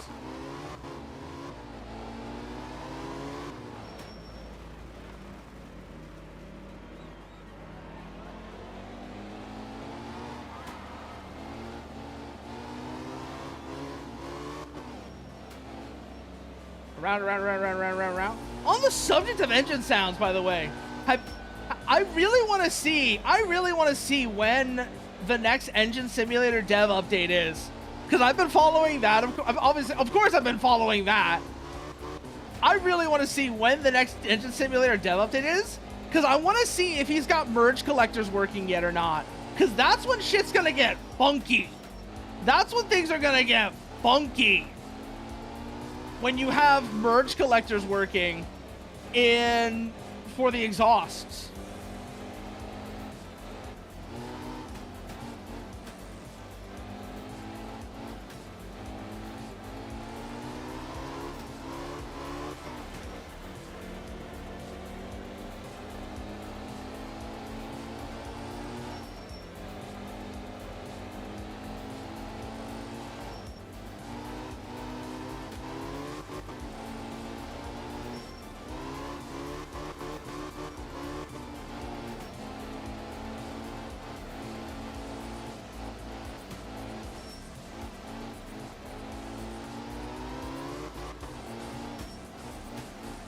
Because I remember the video he showed with the Hayabusa engine. I have, and then when they actually put them, they do sound nasty at idle, but then you put them under load, and in comes the drone. Even on a good exhaust setup. That's what I mean. It's so goddamn... There's something about the VQ compared to the engine that came before it, the VG30. It's just so hard to make the VQ sound good. I don't know what it is about it, but it's incredibly hard to make that engine sound good.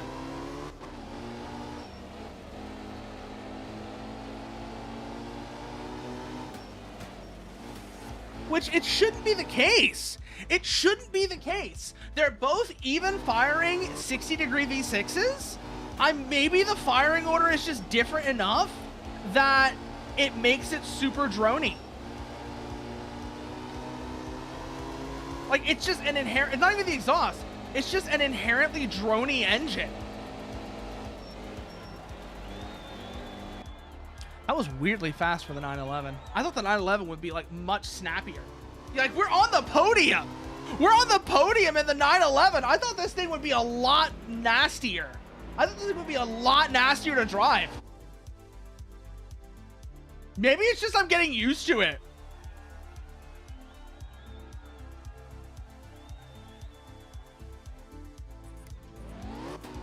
Also, I do have a particular preference when it comes to V6's Mechanicat that is kind of different from what's currently popular. I like V6s that have a low growl to them and are raspy. I like low, raspy V6s. Think, like I said, the Buick Fireball. Think the Buick Fireball, the current Alfa Romeo and Maserati V6s. Well, those are the ones. The Buick Fireball and the current Alfa and Maserati V6s. That's how I like a V6 to sound. Oh, they have the same firing order? What the hell? I don't know what it is. There's something about the VQ that's just drony compared to the VG. Because the VG can get really raspy, and it sounds good. But I've never seen that done successfully with a VQ. They always have this metallic quality to them, even with really expensive high-end exhausts.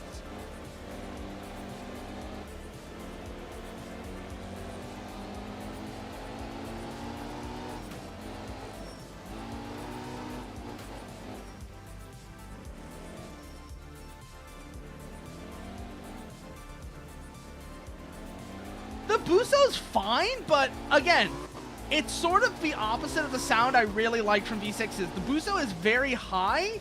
It's very trumpety, but it's a good trumpet, unlike the VQ. It's very trumpety, and I'm not really into that. I like I said, I like a low raspy V6.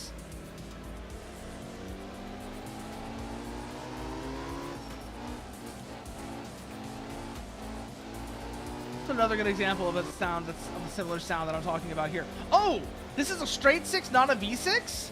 But for example, the BMW E40, was it E40s? The M3, the last M3 to have the first, no, that's not the first M3 to have the V6. Was that the E36? Or was that the E36? Or which one was that? I forget which one it was. But the first M3 to have a straight 6, that sound, how it's like very low and it growls. That's the sound I like from like V6s and straight 6s.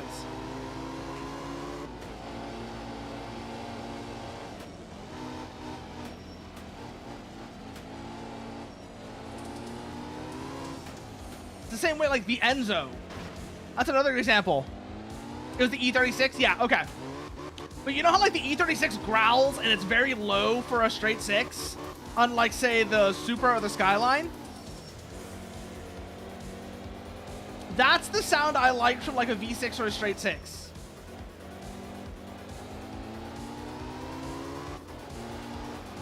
The same goes for V12s. I like the Enzo better than the F50.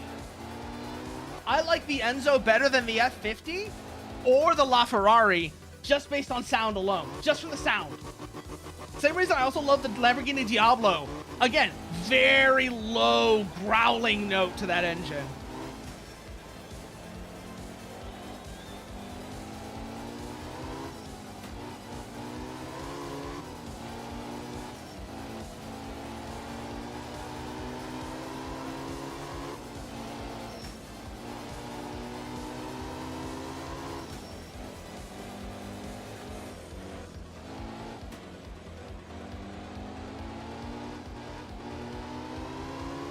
Even the McLaren F1 is sort of like the threshold engine, actually, in terms of that sound. So, of like between low growling V12s and ones that are like high screamers, the McLaren F1 is sort of like the threshold engine, where it's right between it's right between those two categories of engines. And I think that it's also a good sounding engine. Not as good as the Enzo, but a very good sounding engine nonetheless. Because it's just got enough of that growl in it to make it still like appeal to me.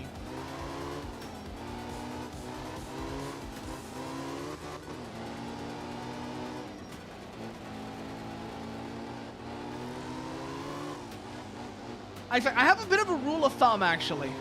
So I have a bit of a rule of thumb when it comes to even firing engines and how I think they should sound, or how I want them to sound. If the engine's cylinders are a multiple of 3, it should be like a low growl. If they're a multiple of 4, now keep in mind, this only applies for even firing engines, so not like a cross-plane V8, but like a flat-plane V8, a 4-cylinder, etc. If it's a multiple of 4 and it's even firing, it should rev into space and scream for a multiple of 4. If it's a multiple of 3, so a V6 or a 3-cylinder, it should growl. It should be low and growly. And that makes V12s a little special, but because they're both, but I prefer a growly V12 because they tend to sound more like 6-cylinders than 4s or 8s.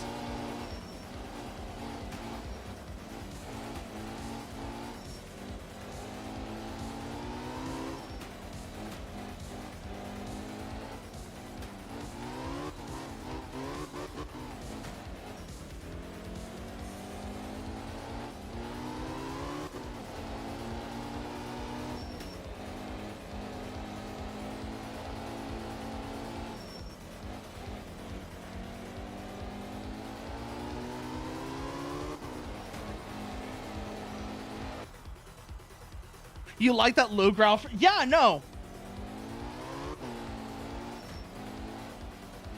I can get that for a, I can absolutely get that for motorcycles as well. Like you said, big V twins and such. One of my favorite comparisons, going back to Engine Simulator, right? Somebody did a really cool comparison video. I don't know if it was Anj or somebody else. I want to find this real quickly.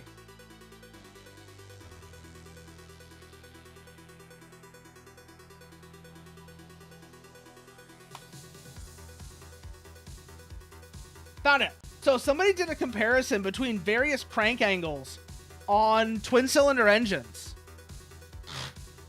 and how they sound different compared to each other. And I think you would actually find this really interesting, Mechanic Cat, because on some of them it's a huge difference. This is Engine Sim 1.0, which does have some of the weird jank going on, but oh, that's much better.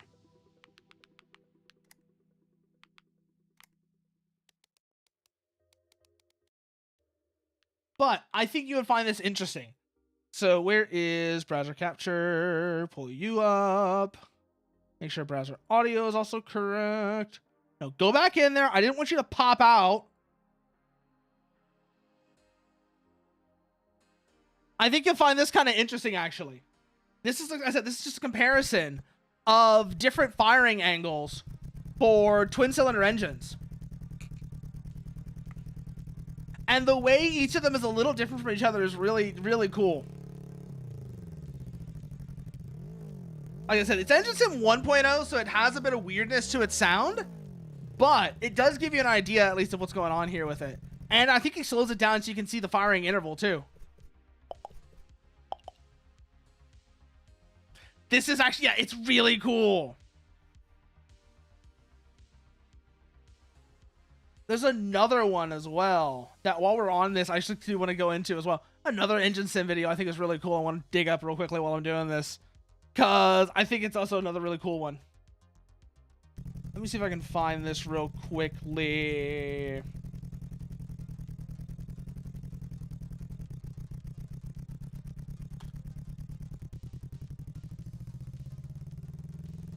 Is this still 180 or is this a different crank angle now?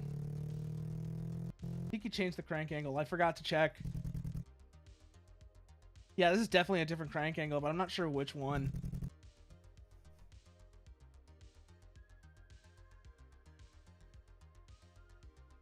No, this might still be. This might still be 180. Okay. There's another one I remember seeing that was like really cool. Which one was it? It was, where is it? Where is it? Where is it? Not you.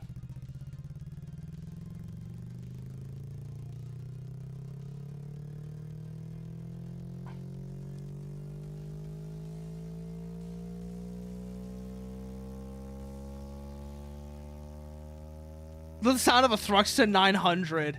What is this? Thruxton 900. What are you? And what do you do distinct? Ah, it's a Triumph. That's why. It's a Triumph Thruxton. Does it have... No, it's not the engine I thought it was. It is a twin. Oh, you're actually going to like that a lot because the Thruxton, the firing order, the crank angle on the Thruxton is actually in this video.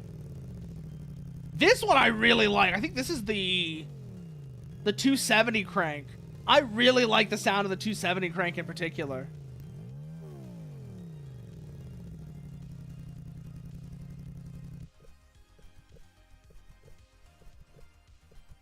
Got just enough spacing on the firing, but also it's not like straight even. Not straight back, forth, back, forth, back, forth, back, forth, back, forth, back, forth, which is what the 360 crank is, which is what the Thruxton has. You get just a little bit of unevenness, and I really like the way that that sounds.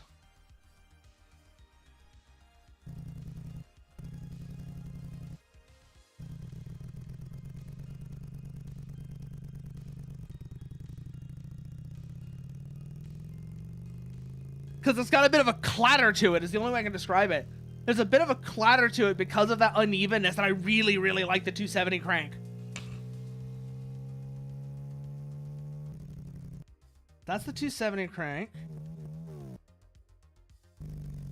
So this is the 360 crank. This is the one you're thinking of with like the Thruxton. It's very smooth because, like you say, because it's an even fire.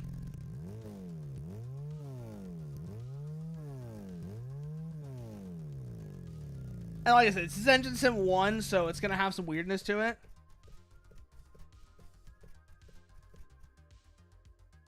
So let's hear what Thruxton 900 sounds like real quickly here.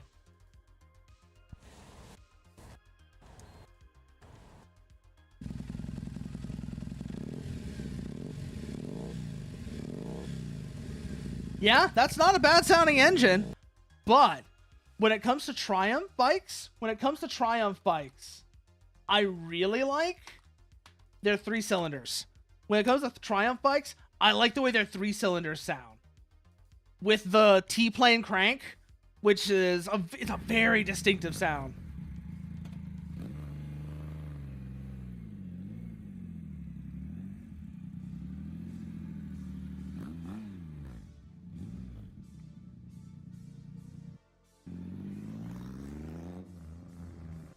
Let me actually see if I can find... There's somebody, I think, who did engine sim of a Triumph 3-cylinder with the T-plane crank. That really gives an idea of what this thing sounds like and how distinctive it is. Don't care about dyno pull. Top speed. Here we go. This is what we really want because...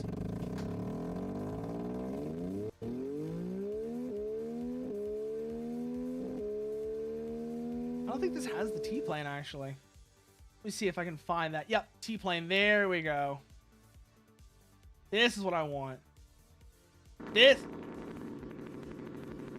Yeah, this sound right here. This is what I think of when I think of Triumph bikes. Is this very distinctive 3-cylinder T-plane engine, T-plane crank. When I think of Triumph bikes, this is what I think of. That's the sound I think of right there. Very distinctive. It's a very distinctive sound. 1968.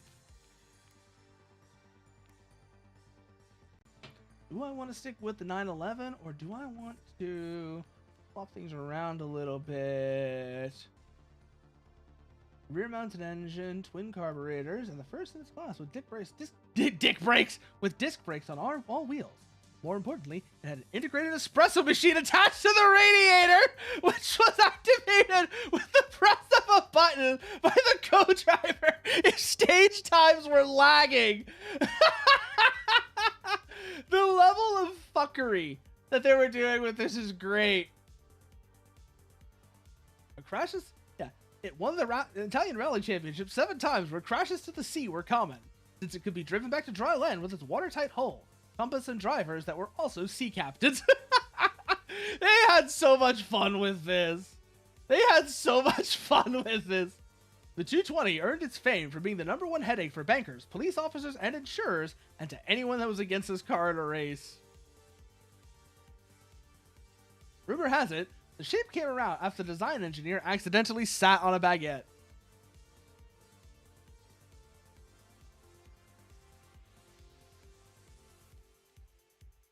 They were having so much fun with these descriptions. God damn. So much fun with these descriptions.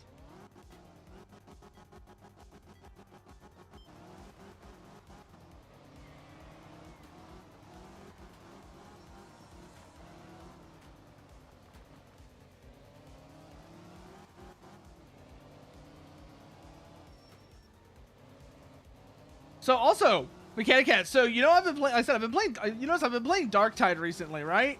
Warhammer Darktide. One of the things I've noticed about that game, the Ogryn needs a lot of work on the dev side. Like, their weapon options are really limited, and the way that they play right now is just not great, and it needs basically a total rework. I don't know what they would do on the mechanic side, but I did have some ideas for weapons that I thought they could do that would be interesting. One of them being, they need to give the Ogryn a minigun. They absolutely need to give the Ogryn a minigun. Because think about it. Think about it. The Ogryn in Darktide has a voice that's basically the TF2 Heavy. The Ogryn in Darktide has a voice that's basically the TF2 Heavy, and he doesn't have a minigun. That is just a crime. That is a crime that a character who looks like and sounds like the TF2 Heavy can't get a minigun. And like, I know they're gonna say, well, lore, some people will try and defend it. Well, Warhammer lore says it'll be too complicated for the Ogryn. You know, at this point, Warhammer lore is all over the place. Warhammer lore is literally everything is canon, nothing is canon. It's a universe that is so big because it's meant to be, these are your dudes. These are your dudes. And the only things that are really confirmed are the overarching background story. Your dudes might be doing something completely different from the norm because Warhammer's galaxy is so big.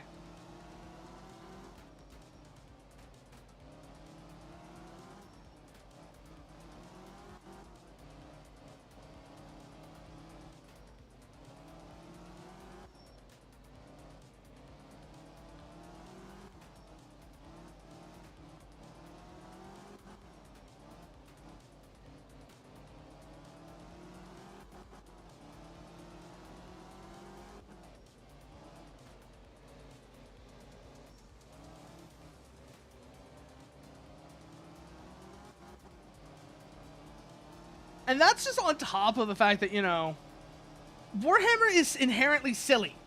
That's the other thing I feel like people forget. Warhammer is silly. It's always been silly, even especially back in the days of the early editions when you had like Space Marines with AK pattern bolters and Mohawk Eldar. Like, Warhammer has never been serious. And so it might, even when it looks serious, there should always be that underlying silliness. And big meat man with a minigun going, I am bulletproof, absolutely fits that silliness.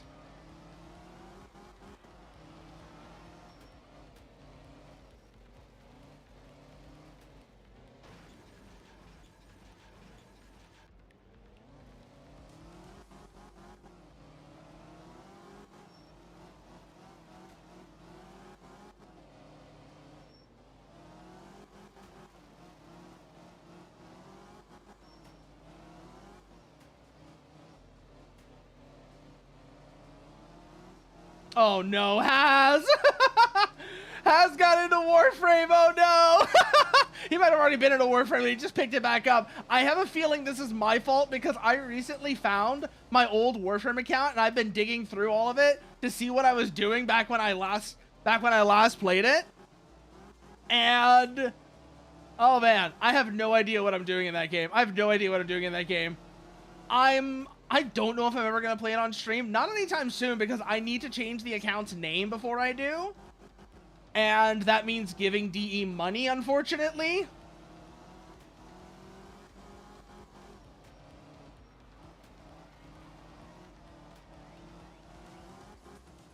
pretty fun game. It's a pretty fun game. You're definitely... So here's the thing. A lot of people will tell you that Vermintide 2 is a better game. Here's the thing. That is a yes, but Vermintide 2 is a better game if you've been playing Vermintide 2 since launch. As a new player, Darktide is better. If you haven't been playing Vermintide 2 forever, if you've been playing Vermintide 2 forever, you've forgotten about how onerous the new player experience and leveling process is in Vermintide. Whereas it's a lot better off in Darktide. But like, if you've been playing Vermintide since it came out, then Vermintide 2, yeah, I can see why you would say Vermintide 2 is a better game. It definitely has it's definitely got some advantages in the characters, for example, which are being specific individuals rather than archetypal characters. But regardless, like I said, the new player experience in Darktide is so much better than Vermintide 2's. Cause the way you level, not how you get loot or any of that stuff. The way you level up in Vermintide 2 is loot boxes. You get XP from loot boxes in Vermintide 2. It's not good. It's not good if you're a new player. Because if you're playing it, you're probably wanting to play with your friends, at least one of which has been playing the game forever and wants to play like the really cool content with the higher difficulties, but you can't do that because you're so much lower level and it takes so much bullshit to get to a higher level that you can't play with them.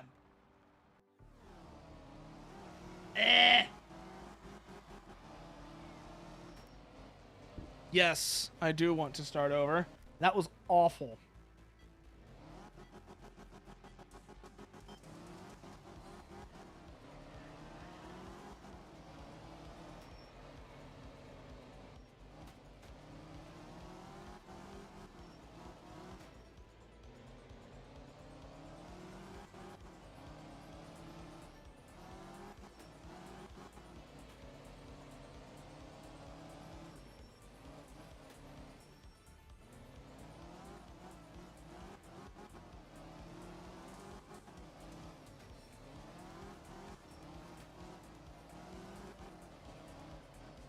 Get it back, get it back, get it back, get it back. There we go.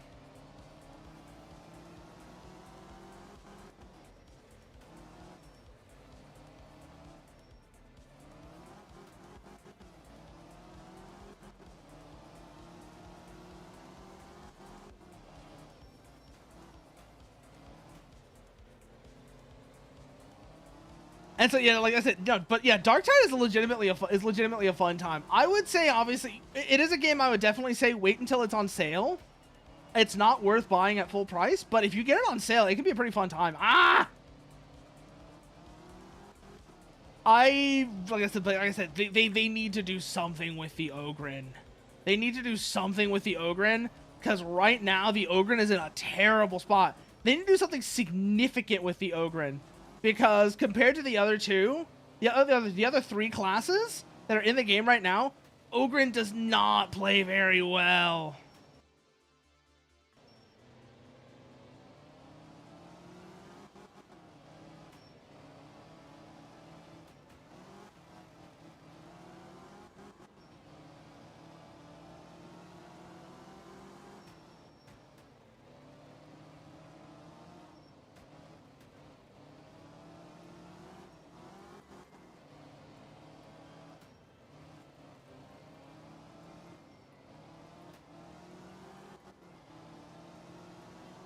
Around.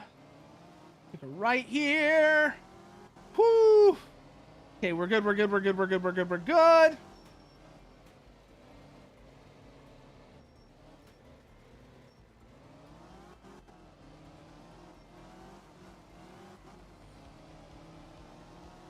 And what's our time currently? 2:30.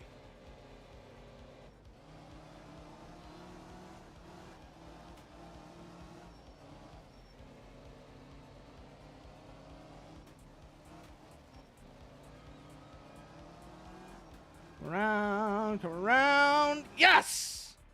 249. What's that gonna put us at? What's that gonna put us at? Fourth. Okay. I could do fourth. 3.7 miles. Stage 2. Velacidro R. Velacidro reverse.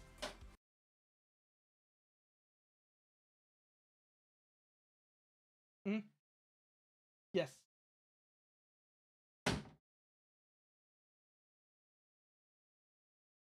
Fuck.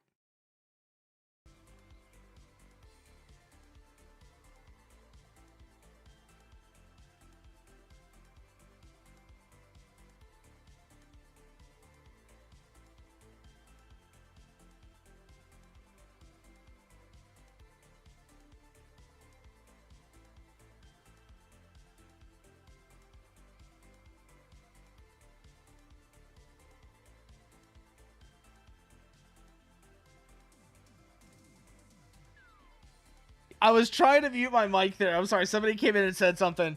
I was trying to mute my mic there so y'all didn't have to hear it, but I accidentally muted the game instead. I'm so sorry about that. I'm so sorry about that. Thank you, Mechanic Cat. I'm probably gonna have to unlist this VOD. Now, let me just do that real quickly. Let me just do that. Actually, no, I'm gonna do that afterwards. I'll do that afterwards because it's like one little incident, but it's fine. It's fine. Okay, good. You didn't hear anything? Good. I'll check the VOD, see if there was anything. If there was, I'll just unlist it because that was kind of awkward. That was kind of awkward. But oh, wait. Oh, well.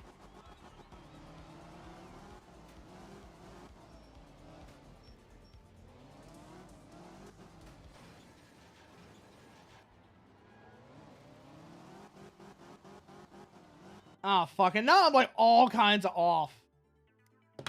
You know what? I'm gonna go be back. I'm gonna be not like right back, but you know what? It's been like 2 hours or so. I'm gonna get up, take a little break, then I'll come back. See y'all in maybe what, 20?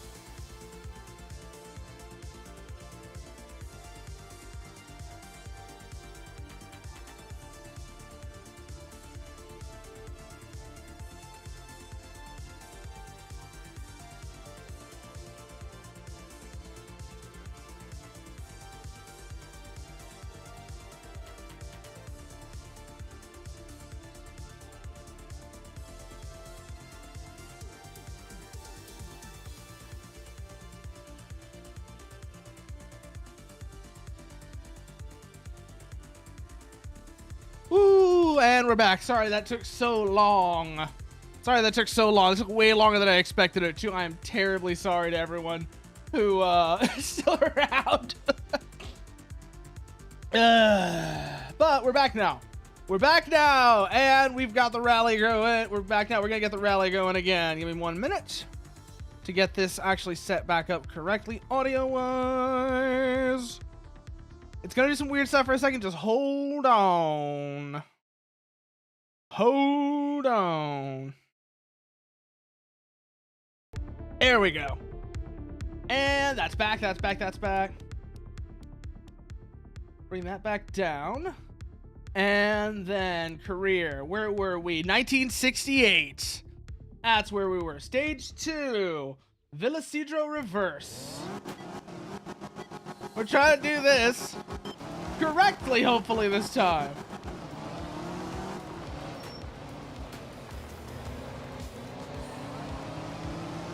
Over.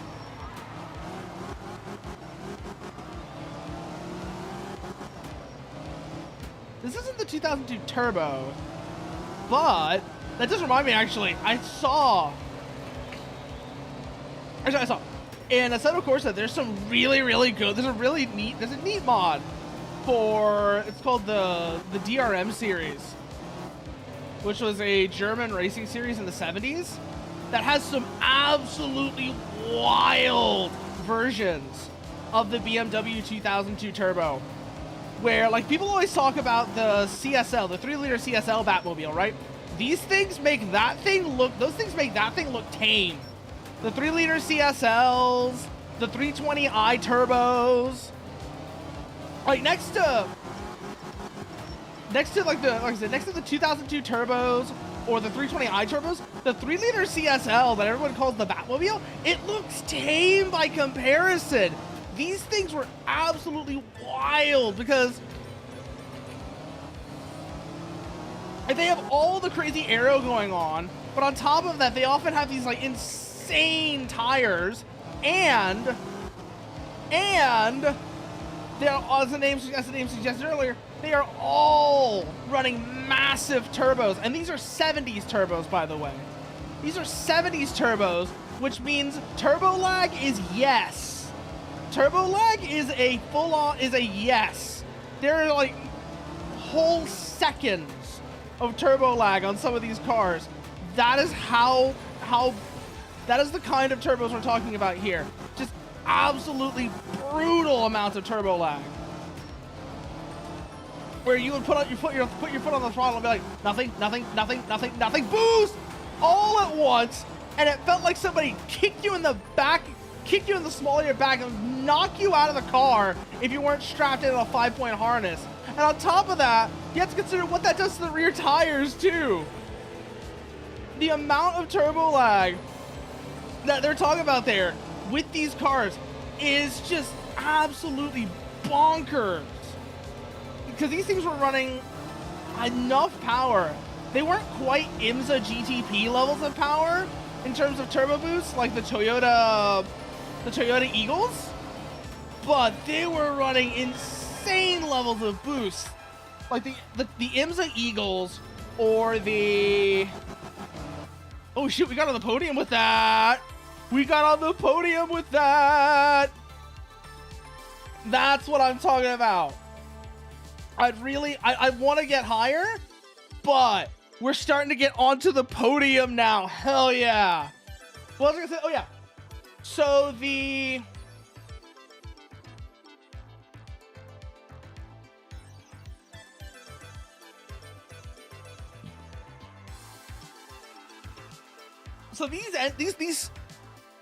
so that's one thing, right? The Toyota Eagles were running it. The Toyota Eagles, and then of course also the Offenhauser Indy cars.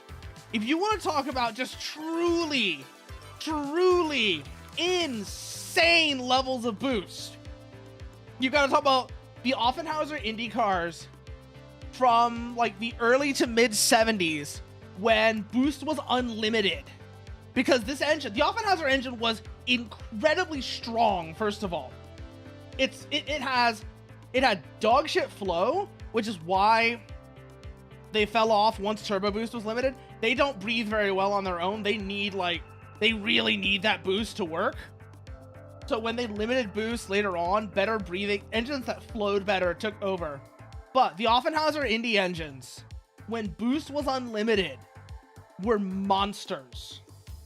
I mean, what was the displacement on these things? I don't think it was quite like the BMW Megatron, which was a 1.5 with 1,500 horsepower in qualifying. But I need to see actually what kind of power these things were putting out. It was a lot.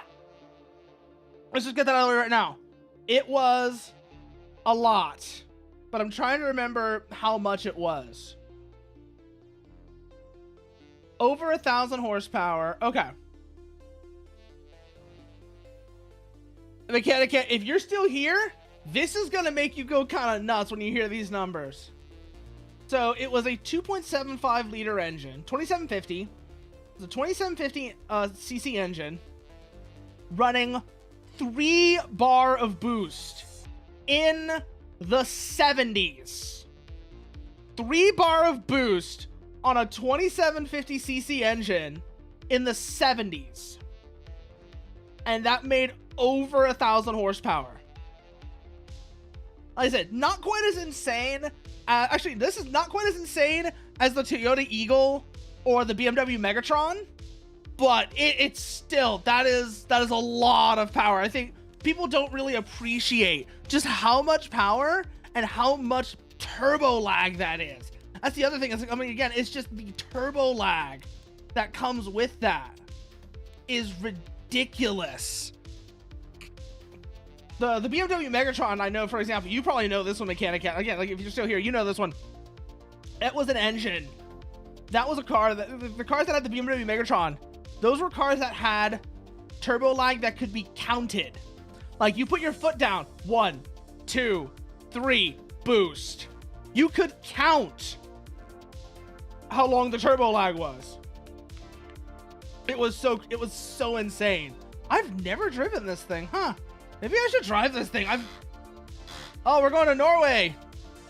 It's a tarmac stage. Didn't see how long it was. Grundfor, stage 1-3. Grundfor, stage 1 out of 3. Tarmac. In the Renault Gordini.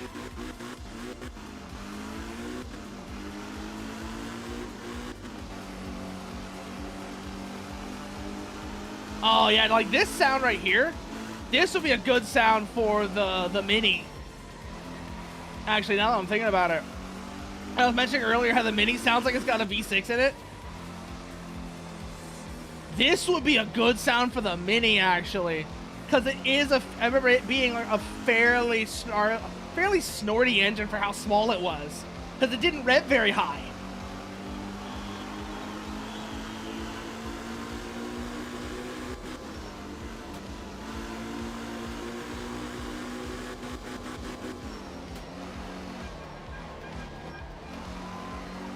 But yeah, no, we're going now. We are actually going now. 54. Oh man, this is a fast stage. Then again, it is a tarmac stage, so that's to be expected, but still, this is fast. Like, we're really going here, even with these offs.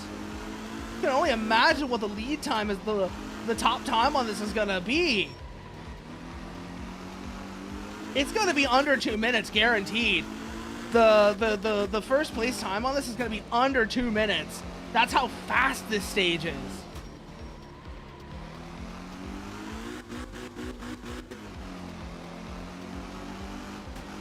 Because I'm making all kinds of mistakes, and that is bleeding off so much time. I can already tell, yeah, no, definitely the best time for this is going to be under 2 minutes.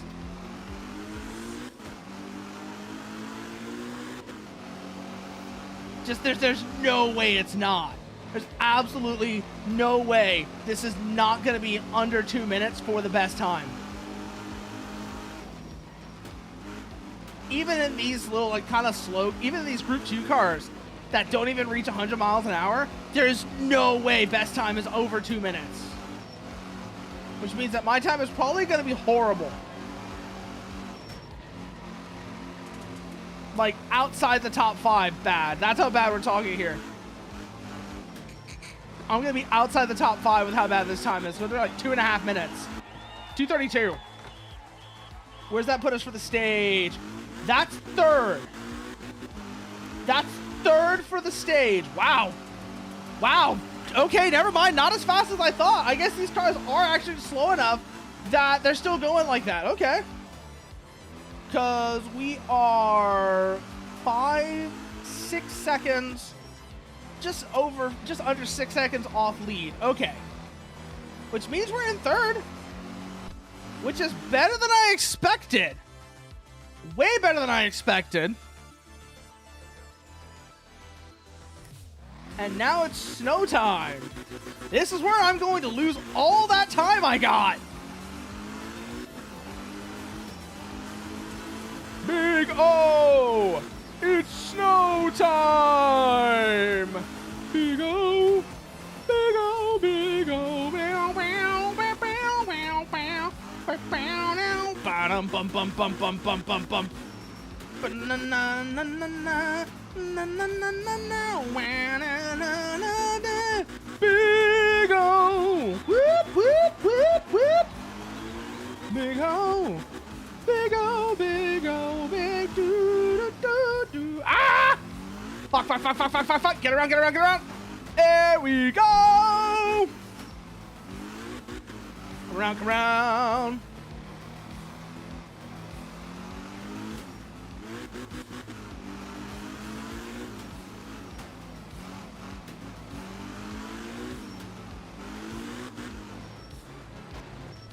Fuck, fuck, fuck, fuck. Come on. There we go.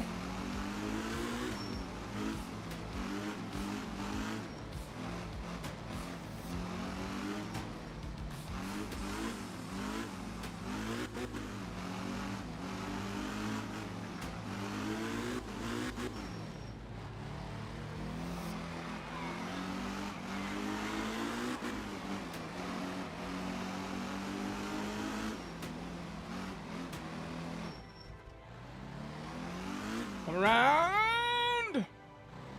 Yeah, this is gonna be an awful time. I can already tell. Hold on, hold on. That was a Choctaw. That helicopter there. I don't know if you noticed that. That was actually really interesting to see. That particular helicopter there is kind of a weird looking helicopter because of where its engine is. You have to understand, this was before turbine engines for helicopters were really common. And so this thing had a big radial piston engine that needed to be put somewhere, and so they ended up putting it in the nose, which is what gives it its weird bulbous nose. It gives that weird bulbous look. I don't know if you've ever seen a Choctaw, the helicopter. They have this weird bulbous nose because that's where their engine is. And you know, it's this big, flat, pancake-looking thing that was kind of hard to put into the airframe. The whole thing had to be built around it. It was so big.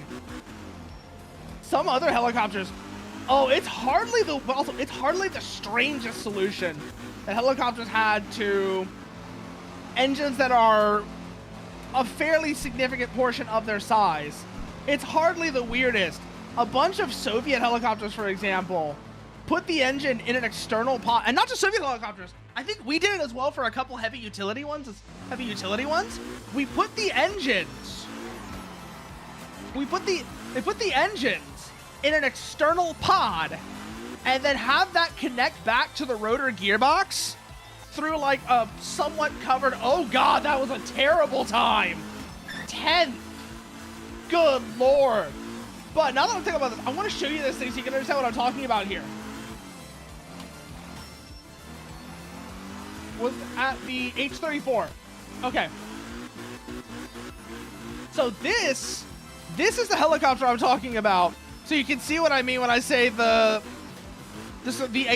Choctaw. So you see how it's got this like weird bulbous nose of sorts, sort of like weird bulbous nose right here. That's where the engine is. Let me see if I can find a good shot of the Choctaw with its engine bay open, so you can see what I'm talking about there with it, where it's a big It's a big radial. Here we go. Here we go. This is perfect, actually. This is actually a perfect shot to show you what I mean. So,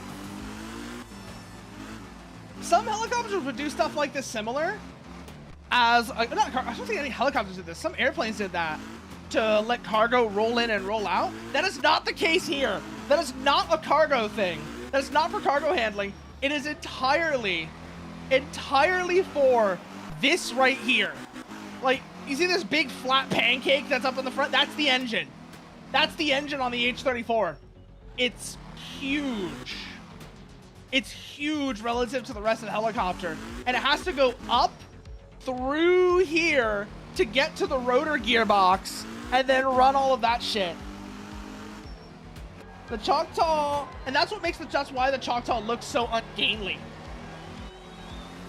I noticed there was one of those in the background. The reason was, like I said, we were going along the stage. There was a helicopter along the stage that was one of these.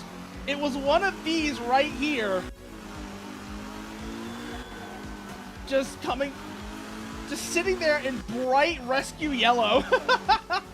Oh God, that's right. They did put a turbine engine into it eventually, though.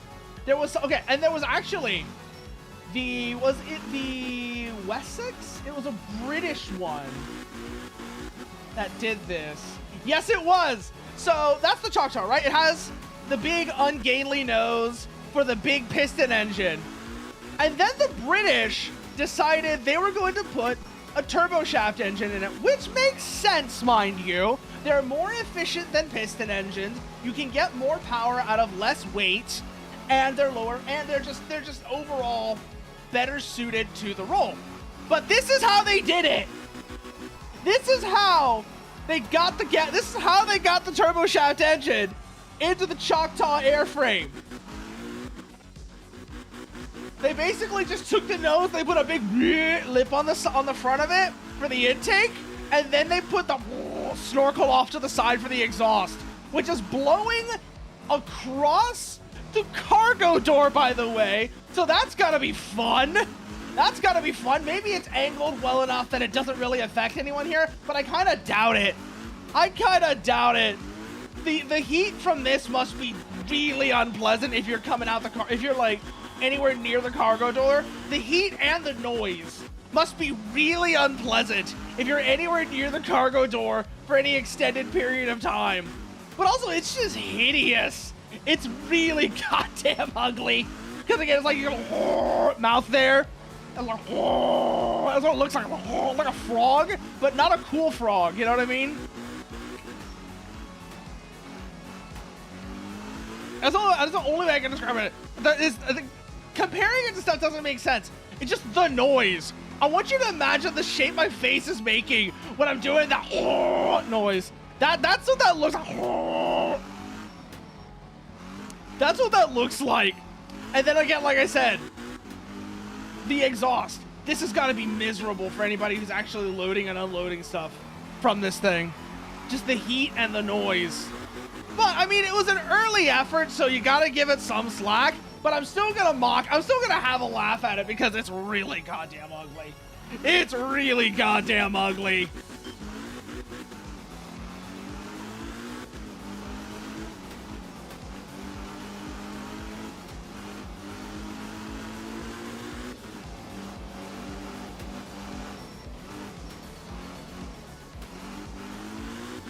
Gotta lock in. Oh, that was slow and kind of gross. But then again, so was that corner. And so that whole corner is slow and kind of gross. So going around it's slow and kind of gross. Kind of just hard to avoid.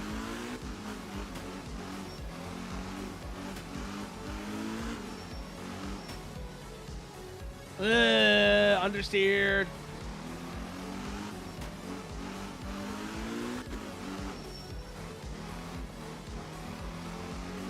Through, right out. Oh, the sun reflection there. The sun reflection there. That was nasty.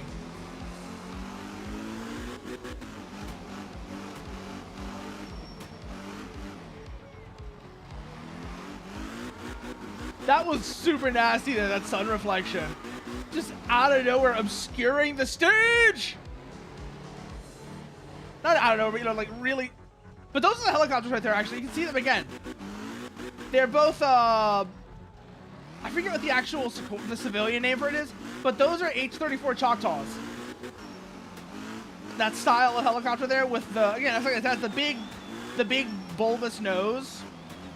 Which, like I said, it looks kind of ungainly, but it's not really ugly until the British tried to put the turbine in it. When the British tried to put the turbine in it, then it got hideous.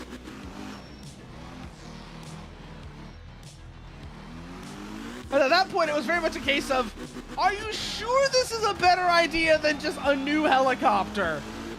Like, I get that you don't want to throw something away while it's still useful, but is this really the best idea?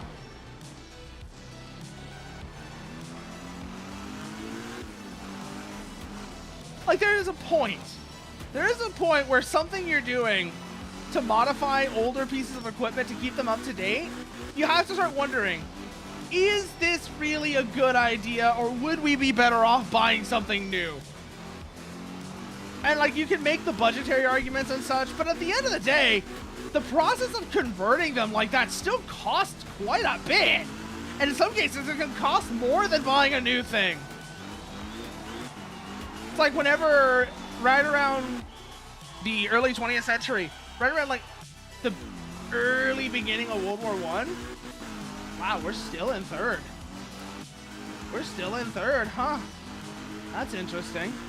You know what? I'll take that. I'll take that, and we'll make it up on the next stage. Gravel. This will be a lot easier. I say that, and I'm guaranteeing right now, my hubris is going to destroy me.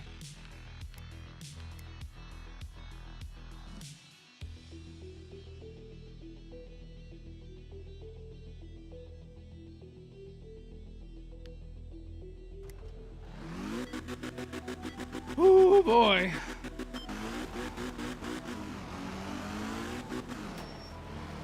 I am not good enough at this to have damage turned on. I get the idea behind having damage turned on because it makes for, you know, it really leans into the idea of rallying as a struggle against the elements and the course, but also a struggle of endurance. But also, I am not good enough at this to have damage turned on.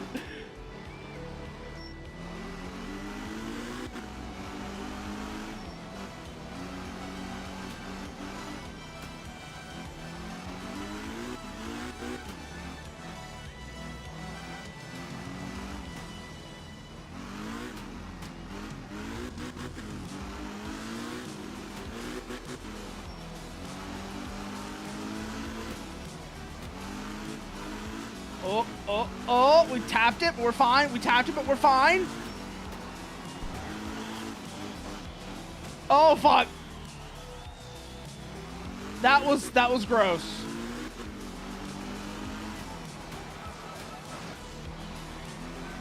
Go, go, go, go, go, go, go, go.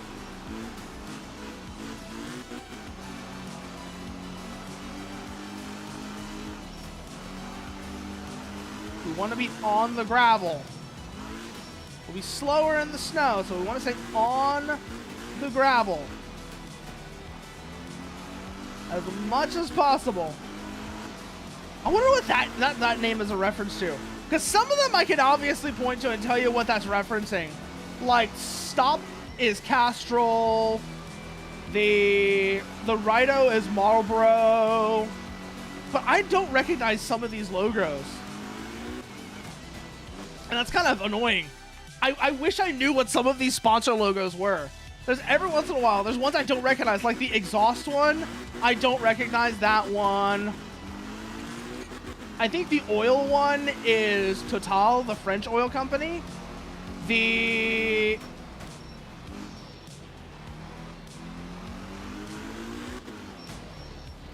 don't know what this one is a reference to, this Nimka Edel.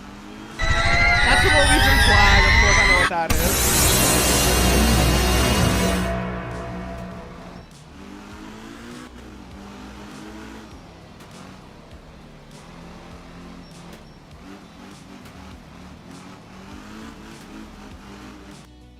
Pecan! What you doing? What you doing, Pecan?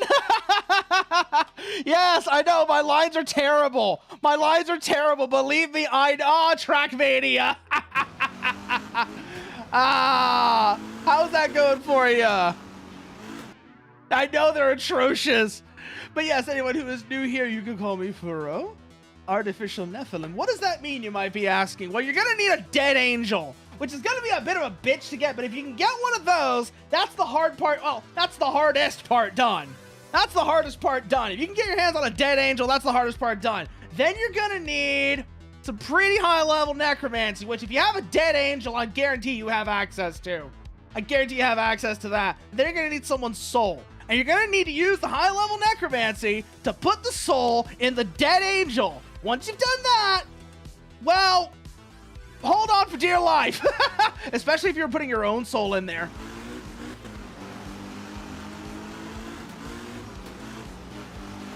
I am particularly fond of. You wanna know what's gonna be coming down here?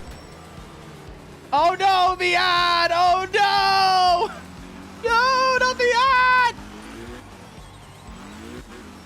But yeah, we're playing Art of Rally, which is a really cool game I actually got a few years ago. I streamed it a while back, and I am so bad at it. Holy shit.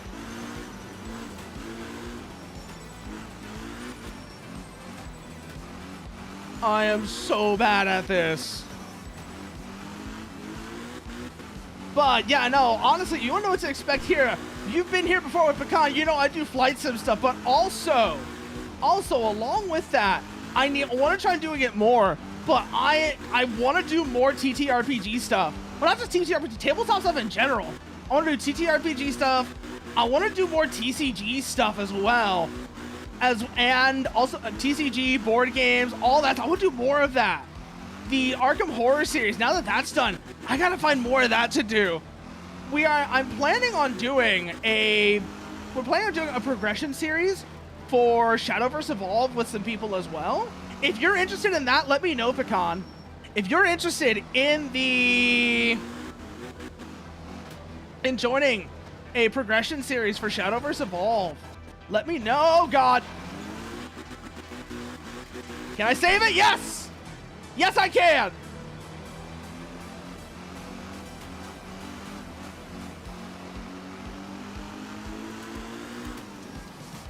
Suicide 233, that's atrocious. 8th place, no. No, I am not doing 8th place. I'm not gonna do 8th place. I have enough restarts, it's fine.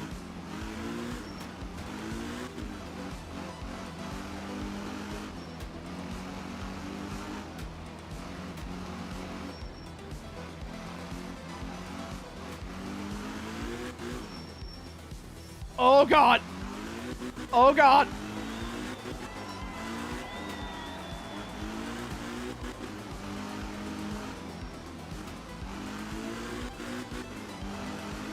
Oh yeah, okay, so OBS did tell me the ad was going. It's just it's so far to the right that I have to like consciously look over. Oh, God damn it. Come around, there we go, yes! Whoa, whoa, whoa. Watch it, watch it, watch it. Stream went good. Been a while since you last checked out Trackmania. So you decided it's time to return to the old you. And you're back. Okay, good. I'm back. Yeah, no. Welcome back for Con. Whee! Oh, God. Oh, we actually saved it that time. Hell yeah. But I was saying, Pecan, I don't know if you'd be interested or not, but we're going to do like a progression series for the Shadowverse Evolved TCG. If you're interested in that, let me know. And I'll let Sleipnir and Minky know about that as well.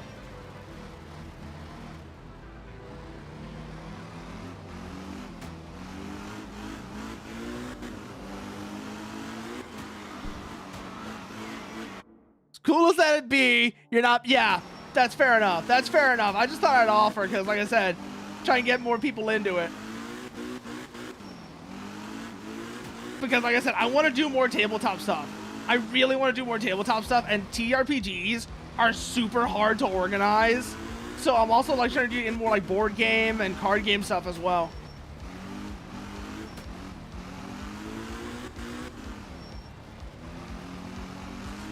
Whoa, whoa, whoa, whoa, whoa, whoa, whoa.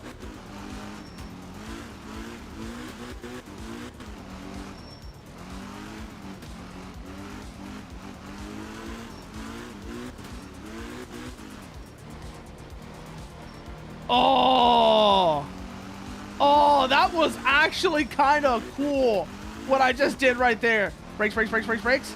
Bring it back in. Good.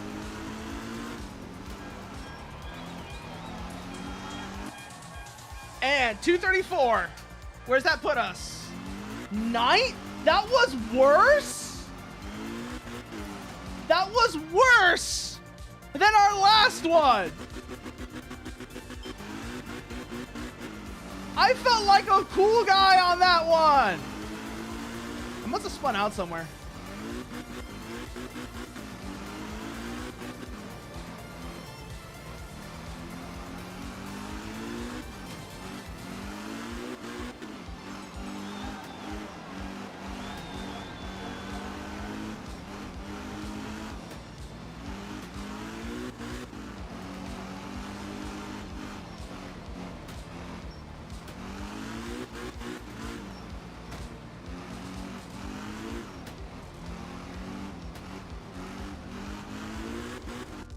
You digress. You gotta go food. Yeah, no. Go get food, pecan. That's like, I took a way longer break than I meant to go get food earlier. So yeah, I got nothing against. I'm not gonna hold that against you at all. Don't worry about that.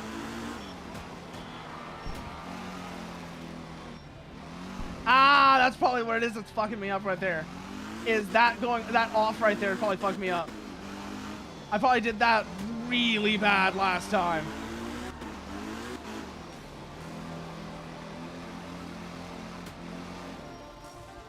And yeah, no, a spin right there, that's definitely gonna fuck up our time.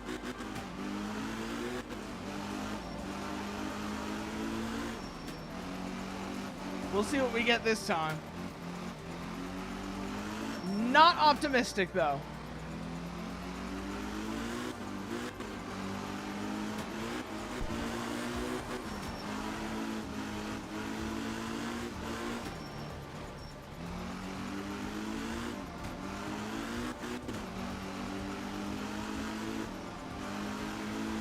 There we go.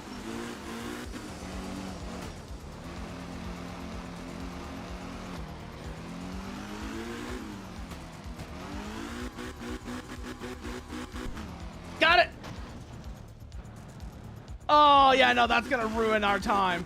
That's going to ruin our time right there. That barrier just absolutely ruined this run.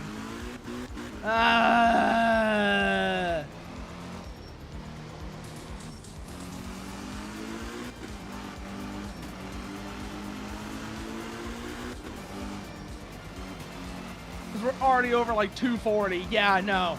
This is going to be a terrible time. Hopefully I have another restart to spare, but I probably don't at this point. 248. Ugh. Yeah, no, I'm just going to have to live with that one because I want the bonus. I'll come back and do it better later. Bleh. Rally Norway. 1969, Group 2.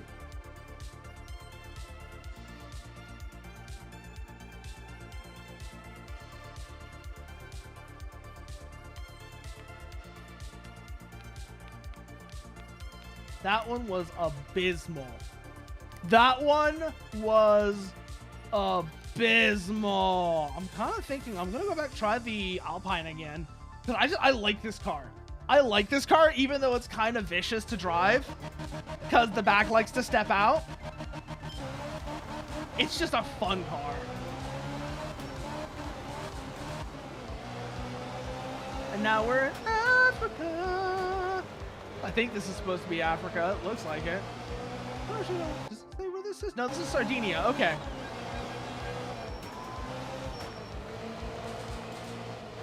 I know that there are Africa rallies in this, though, because the African rallies in the 70s were iconic. Like, the 60s and 70s were absolutely gorgeous. But I haven't seen them yet. And I know they're going to reference those. Also, I don't know if you're back. I don't know when you're going to be back to con. So let me know when you're back, because there's something else I want to tell you about. Not this game, but this developer that you might be interested in.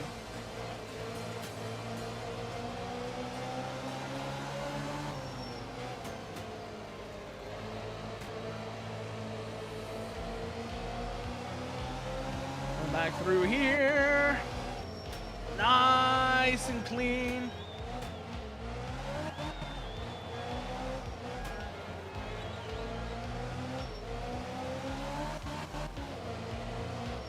This way. Oh, we're doing so nice in this part, actually. Come through there. Nice and easy. Nice and easy. Don't rush it. That's what gets us fucked up.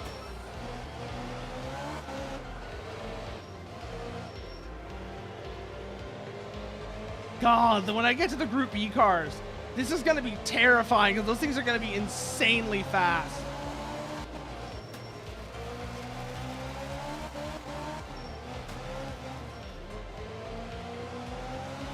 Because these right here, these on average have less than 100 horsepower.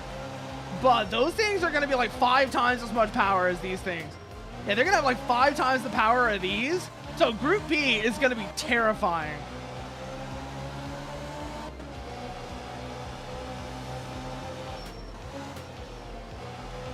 Although I don't know what's going to be worse, Group B or what came immediately before it, where the cars were almost as powerful, but no one had figured out all-wheel drive yet. That's going to be scary. So stuff like the Lancia Stratos, the... fuck was it called? The Peugeots. Yeah, the Lancia Stratos, the Peugeots, the fucking Escort. The Sierras. Those are going to be terrifying. Like the very, very late 70s cars. Right before the Audi Quattro came in. Basically, Group B before the Audi Quattro and the series and the class that immediately preceded Group B. I forget what that one was exactly. I think that was Group 5? Yeah, that would have been Group 5. When the cars were starting to get some serious power, but they were still two-wheel drive. So you had to wrangle with those beasts. I don't know what's going to be scarier, if that's going to be scarier than Group B or not. Because, like, Group B, yeah, you had bonkers levels of power along with the turbos coming in. But, this, like, especially towards the end of Group B, all-wheel drive was kind of universal. And the tires and suspension were a lot more developed. So, sure, you're going very fast, but you also have better control.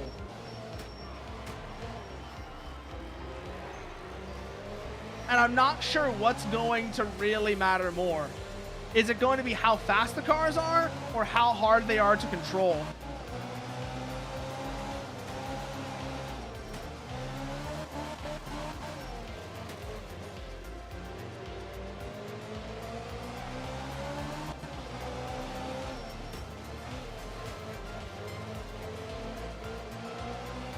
Ooh, that was pretty.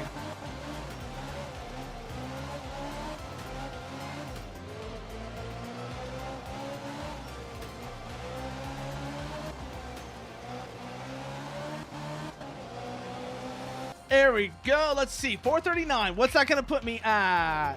4th place. Actually, not a bad start. Not a bad start. Could be better, but not a bad start at all. Montevecchio reverse.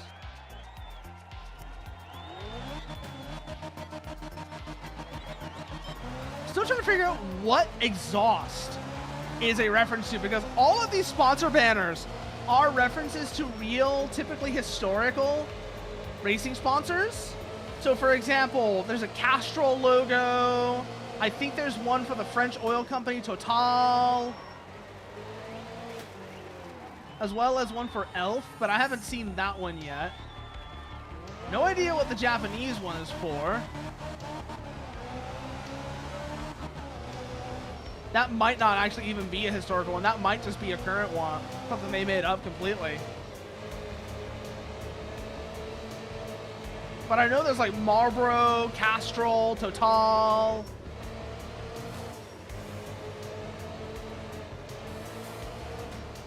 Others I don't recognize that are all based off of, like I said, historical rally sponsors throughout the years.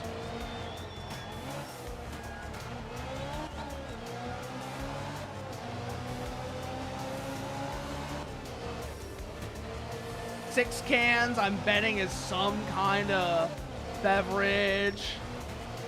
I don't know which one. I mean, it could be a beer. It could be Coca-Cola for all I know. It might actually be a Coca-Cola reference.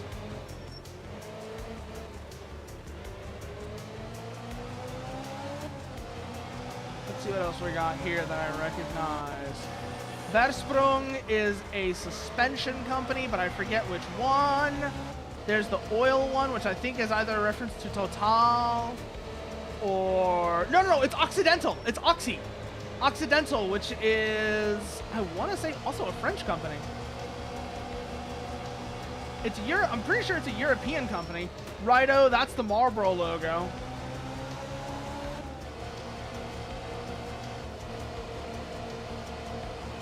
Let's see what else we recognize going through here. Ooh, the stutter is bad here. The stutter that was bad stutter. I don't know what's going on there. Seems to have calmed down, though. This, I don't know what that's a reference to. Nimka Edel? Nimka Edel, Nimka Adel? I don't know which one it is. I don't know what it's a reference to, is the point.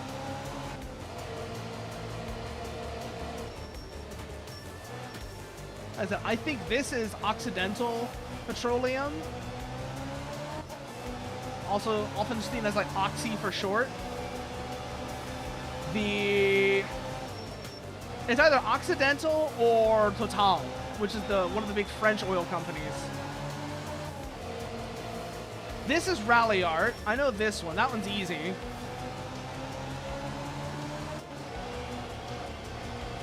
The sake one, I think, of all things, is actually a Sega reference.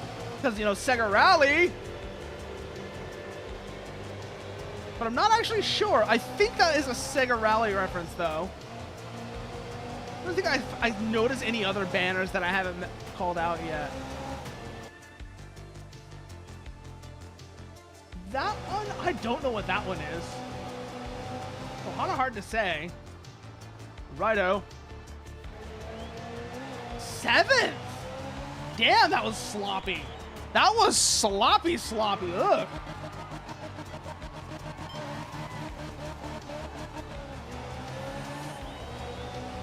Let's try that again.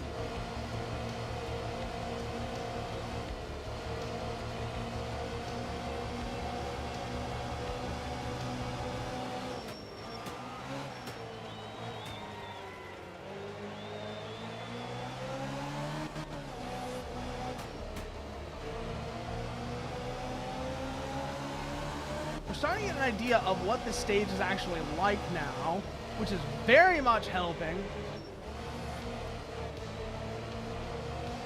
Let's see if we can get this going.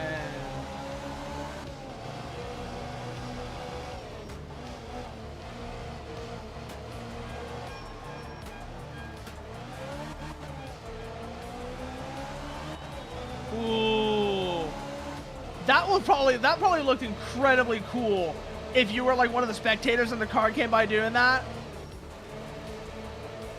Like that very hard slide stop and then the pushing and then full throttle out.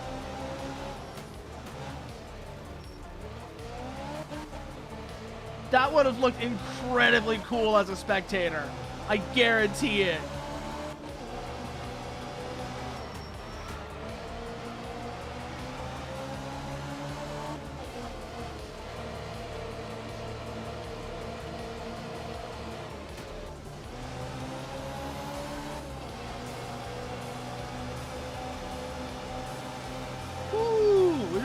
lot better so far, though. Doing way better than last time. Holy shit, it's not even close. It is not even close how much better we're doing than last time.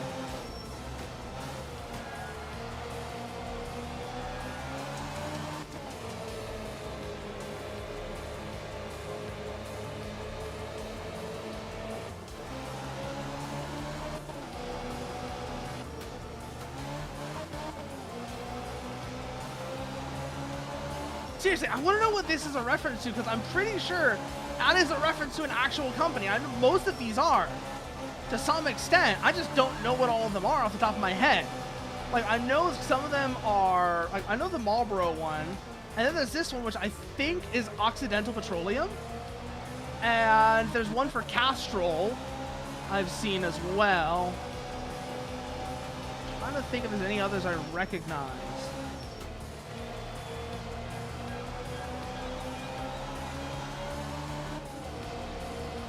Rally Art, I mentioned that one already. Sega. I'm fairly sure that's a Sega reference. Yeah, it's a Sega Rally. Oh, speaking of Sega Rally, there's another game. You think the oil one is Valve? Ooh, that is actually one I didn't think about, Mechanicat. It's Valvoline, yeah. I thought it was Occidental Petroleum, but now you mention it, it might be Valvoline. Shit.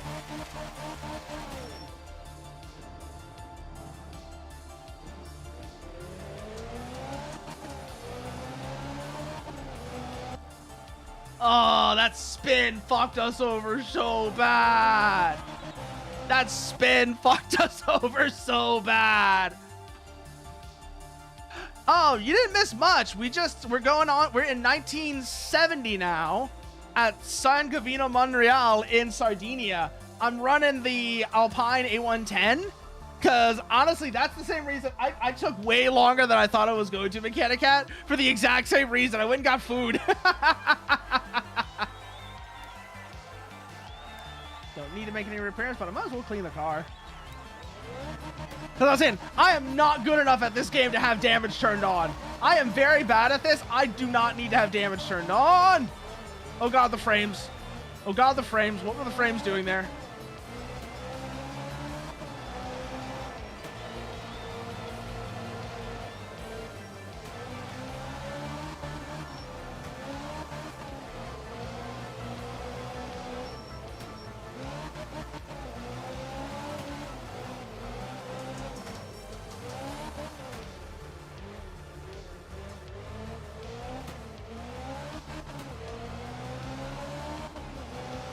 Yes, food is very good.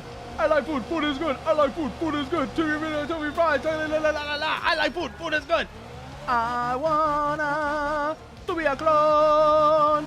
I wanna to come home.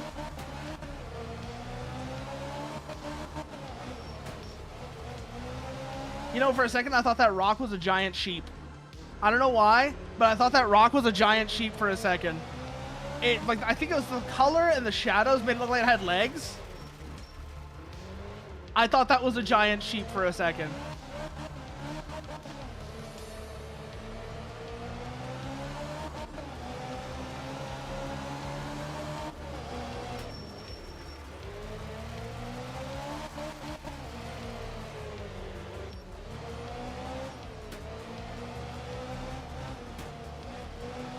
You want to know what? You want to know what I'm smoking? It's probably the exhaust fumes. I think this car has a leaky exhaust. That might be what it is, Mechanicat. Is this car has a leaky exhaust?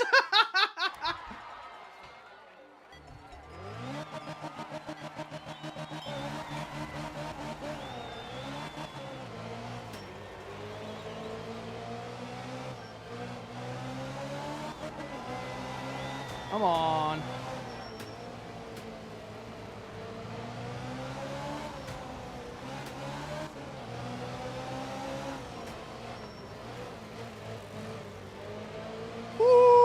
Yes!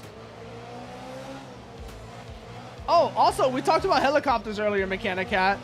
We talked about helicopters earlier because I saw the rescue helicopters on the Norway stage earlier. And I was talking about how those are Sikorsky H-34 Choctaws. And then also how the British turned that into one of the ugliest which already looks kind of ungainly because of its radial engine. But then the British took that and made it even uglier.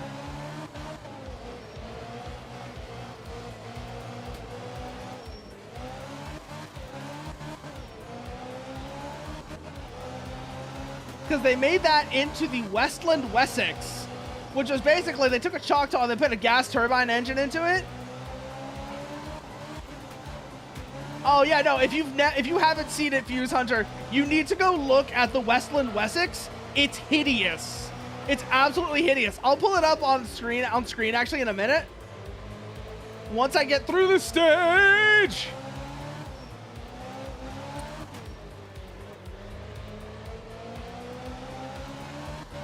It's because, you want to know why? It's always for the same reason, Mechanic Cat.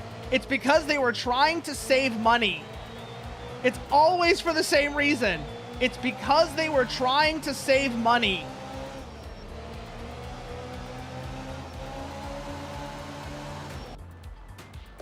$156.9. Where does that put us? 5th. We're in 2nd place overall now. Holy shit. That puts us in 2nd place overall. But anyways, okay, so let me show you the Choctaw first. Because the Choctaw is kind of an ungainly looking helicopter. It's kind of an ungainly looking helicopter because it's got the big bulbous nose where the radial engine is. You got this big bulbous nose where the radial engine is located because it's this big flat pancake shaped thing. But then let me show you what the British did to the Choctaw. This is what the British did to it.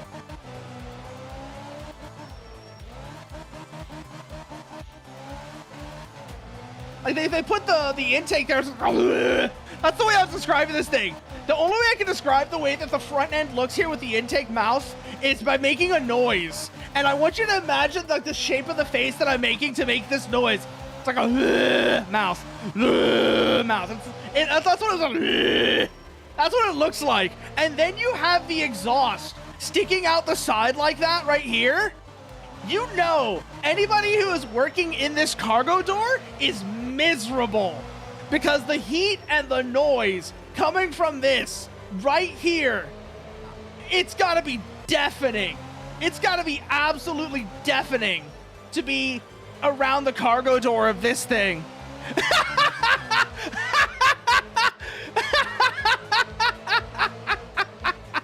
Oh, that's brutal. Probably because they couldn't put it anywhere else, Fuse. Realistically, it's probably because they couldn't put it anywhere else. It would have been... So remember, like I said, they were designing this... The reason why this looks the way it does is because they were trying to save money. They had... So...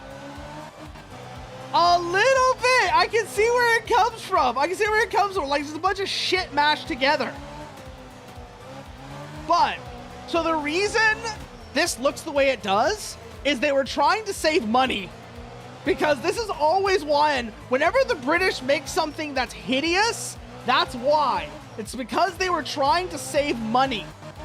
And in this case, basically, imagine you had a bunch of these lying around and they're getting a bit old, their engines are getting a bit cantankerous, and you want new helicopters. You want more modern helicopters with modern turboshaft gas turbine engines.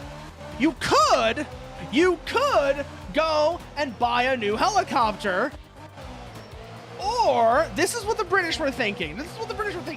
Buying a new helicopter is expensive, which is true.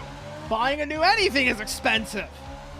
So they're thinking, well, what if we took our old helicopters, at least the ones that aren't as worn out, what if we took our old helicopters and stuck a new engine in them?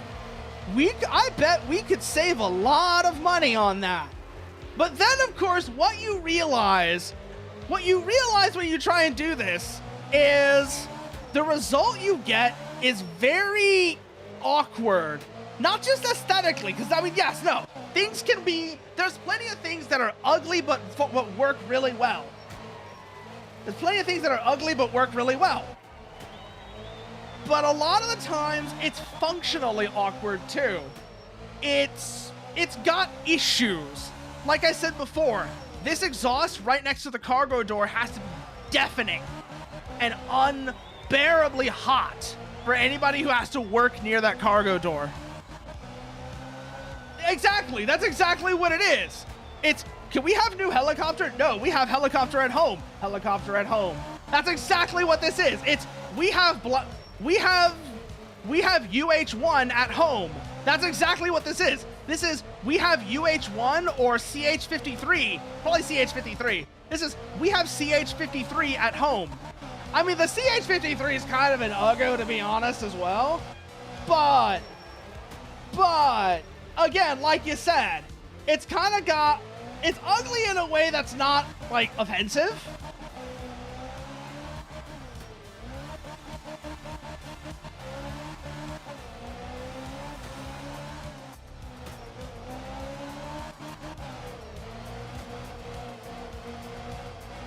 Because this is the CH-53. This is the CH-53. It kind of looks like a turtle. It does. It looks like a turtle. But, kind of like, but it's not this. It's not this. And then, like I said, if this was trying to be, we have UH-1 at home, oh, that's sad. That's sad if this is, we have UH-1 at home. We all know what the Huey looks like, right? We all know what the Huey looks like. The iconic Vietnam helicopter? Yeah, no. If that's, we have UH-1 at home, that's really sad. That's really sad. Genamari, reverse. Gravel and tarmac.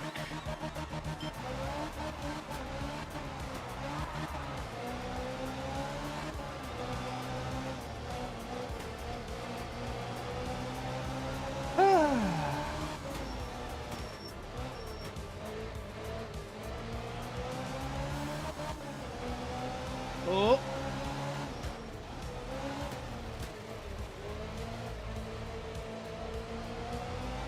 We've got it though, we've got it.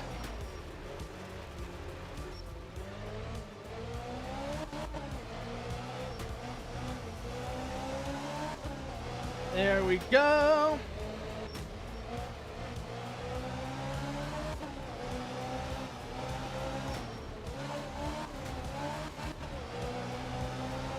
Woo!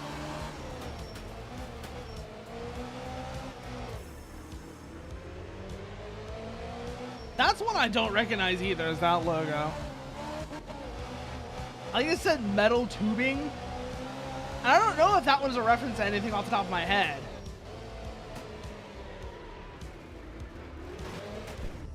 I know the Castrol one. I know, like I said, there's like Valvoline or Total.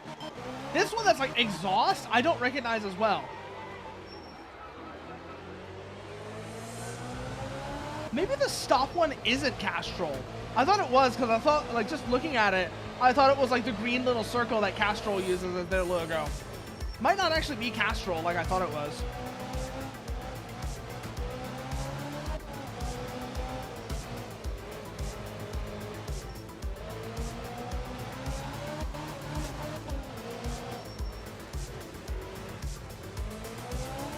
Woo!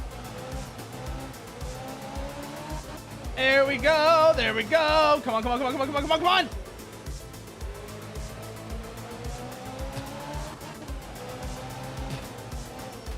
A little further, a little further. There we go.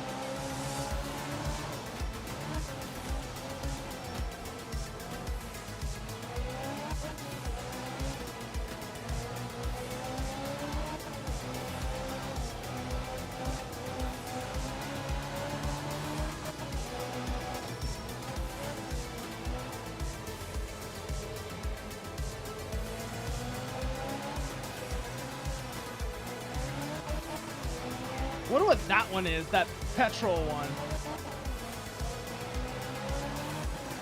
It's like green with the lettering on it. There could be a couple of things.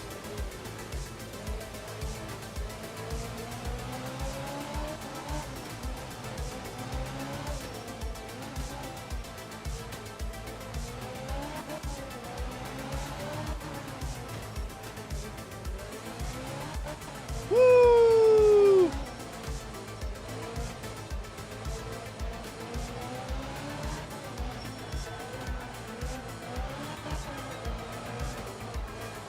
That one again that I don't recognize. This Alpine though is so much fun. Also, I haven't flipped it over yet, but I know what it says on the bottom. I think I mentioned before. This is like, so remember how the Lancia on the bottom said focaccia? This one on the bottom, I know it says baguette. It says hashtag baguette. I don't remember what some of the other cars say on the bottom. They all have something like that though. I know they all have something like that, but I don't remember what all of them are.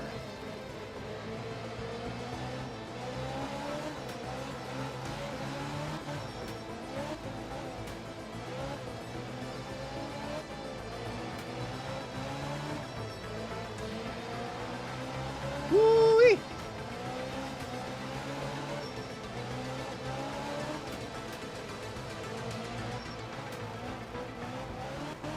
Here we go. It's always good. It's very on point. Yeah.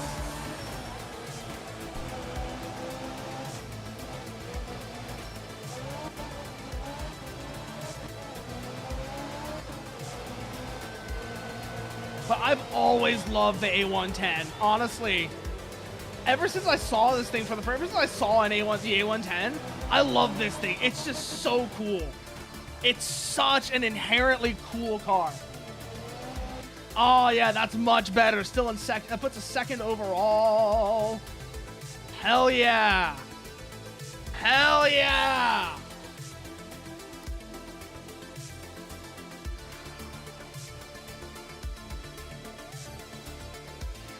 Off by 7. 1970, Route 2. Oh, and that unlocks Group 3. Hey, Mechanica, do you recognize this thing? Do you recognize this thing? RX3. Breaking paradigms is hard, and this was the Japanese's take on trying it out. Instead of exploding up and down cylinders, the rotary 3 engine had exploding go-round triangles, which made their engines really small, really light, and sound like 1,000 enraged wasps. That's so good. Oh, we got another car in Group 2. Oh, it's a livery for the... Ooh. Oh, I haven't seen this car yet. La Hepta.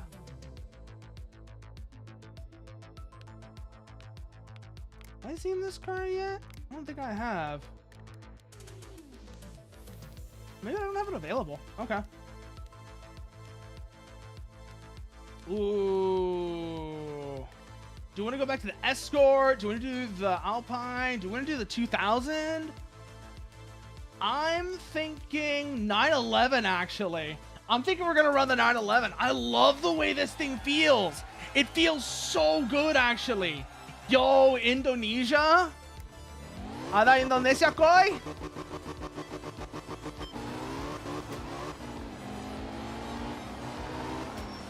The frames.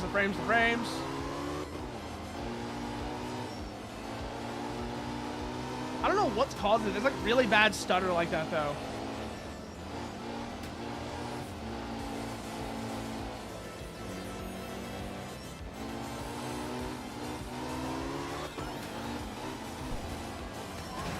Fuck! Bonk! Yes! I love the A110B! It's so ridiculous! I was talking earlier about the BMW, the Group 5 BMW's Mechanicat, and how, you know how everybody always talks about the 3-liter CSL, but the Group 5 320 and Group 5 2002 Turbo make that thing look tame. They make the CSL Batmobile look downright tame by comparison. And like both aesthetically and what they were running.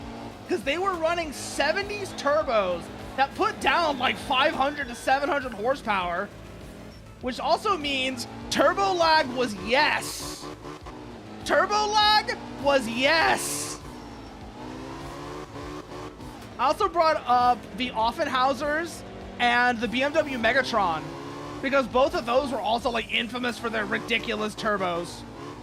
With the Megatron in particular, running, you know, a 1500cc engine that in qualifying trim made 1500 horsepower and then blew up almost right after it finished. As of course it did. Of course this was the era when they had specific engines just for qualifying that basically could go out, run like 4 laps, and then they blew up.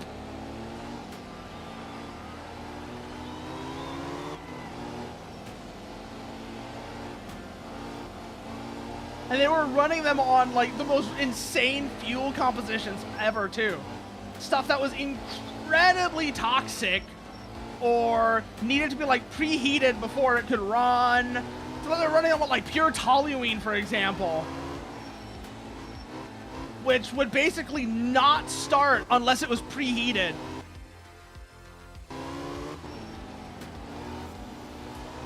And then of course there's the infamous beryllium engine, although that was later.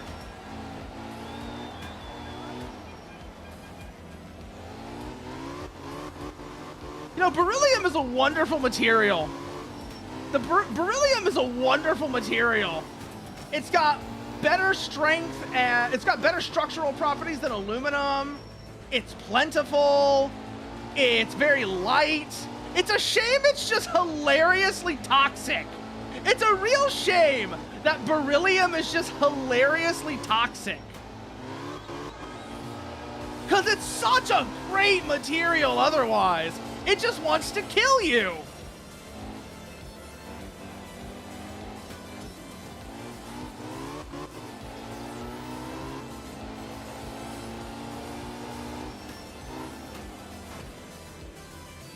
Fuck.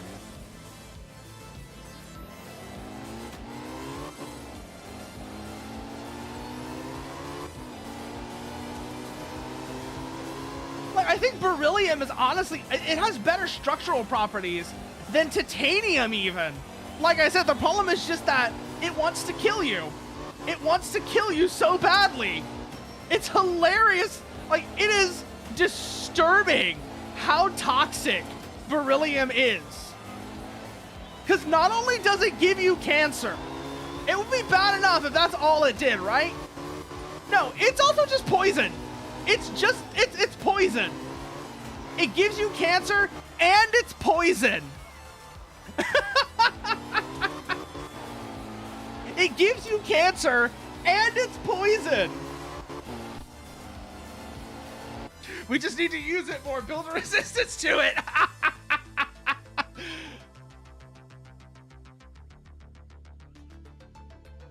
Sangyang Island, Stage 2. Ooh, this is gonna be so pretty. Going out around that beach like that, that would be such a good place for screenshots. And I might actually go and do that later in this game's free roam. Is go and take some screenshots. Now that I've got the camera editor and such, I can do that much better now.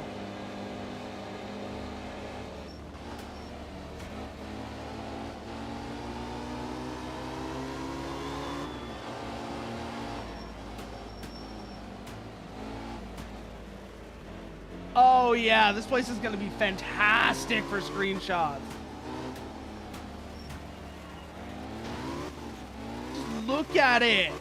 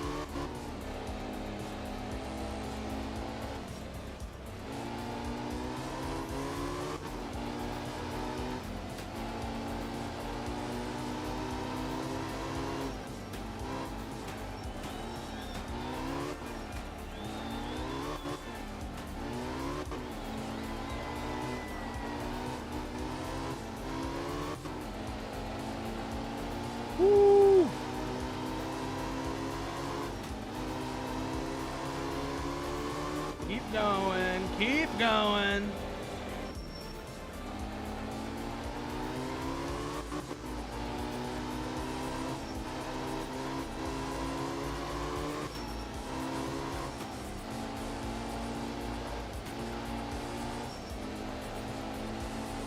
Much better. Actually, that is way better, actually.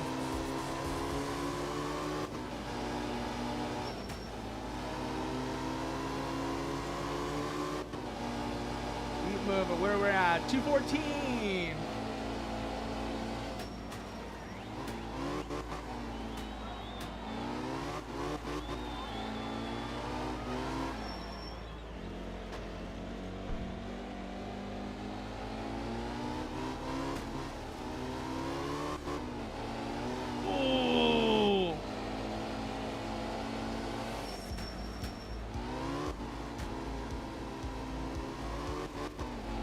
Hold on, wait.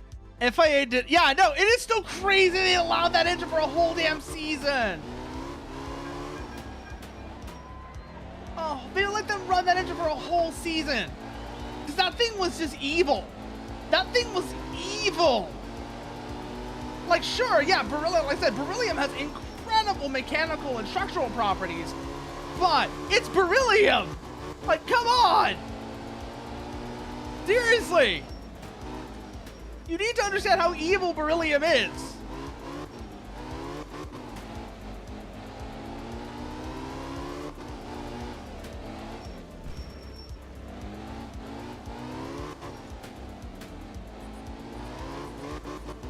But on the other hand, though, what's funny is beryllium is a hilariously evil metal in what it does to you because, like I said, it's poison and it gives you cancer. But also, beryllium oxide is gorgeous. You know, emeralds are made from beryllium. That's beryllium oxide.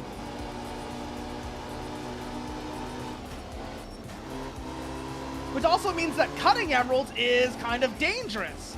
Because even in its oxidized form, beryllium still wants to kill you.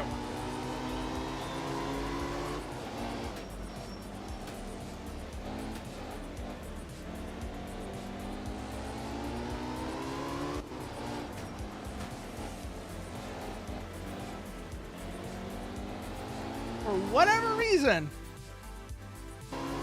Fuck you! Fuck you, Mechanic Cat.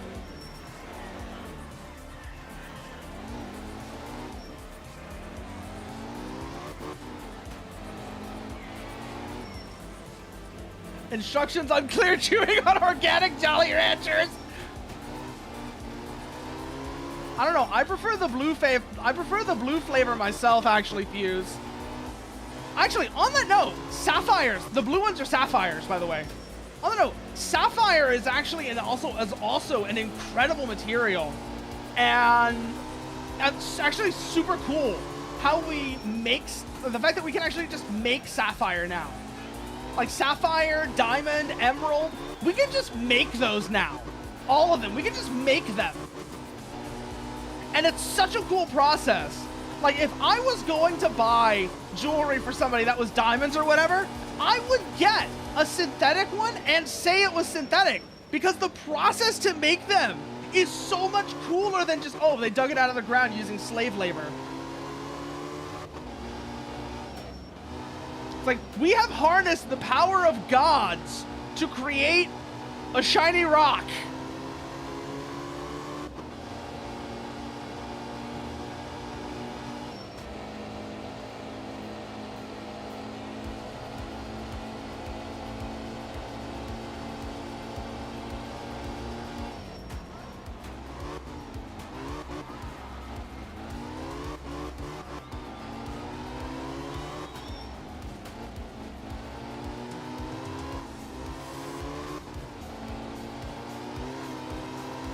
Like, I really don't get people who are upset when a diamond is synthetic. It's still a diamond.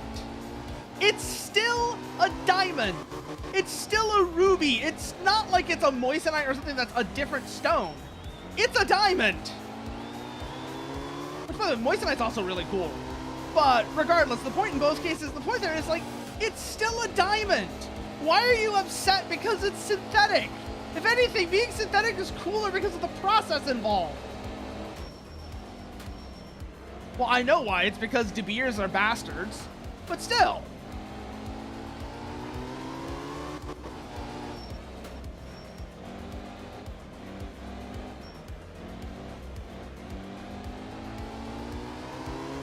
Ooh, that was so much better.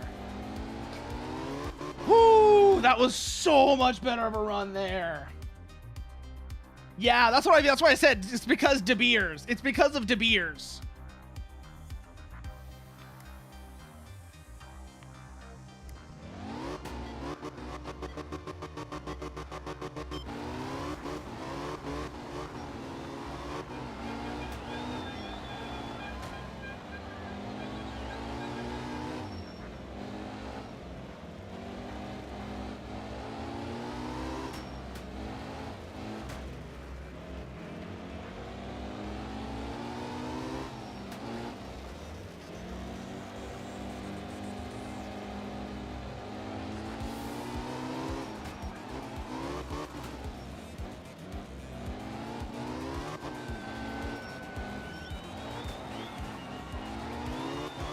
Ooh, that was actually really good.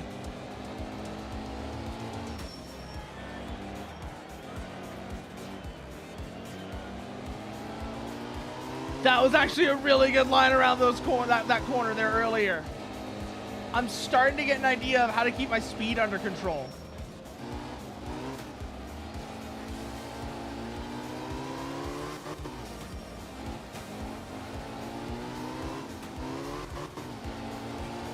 Ooh, wanted to step out there real bad.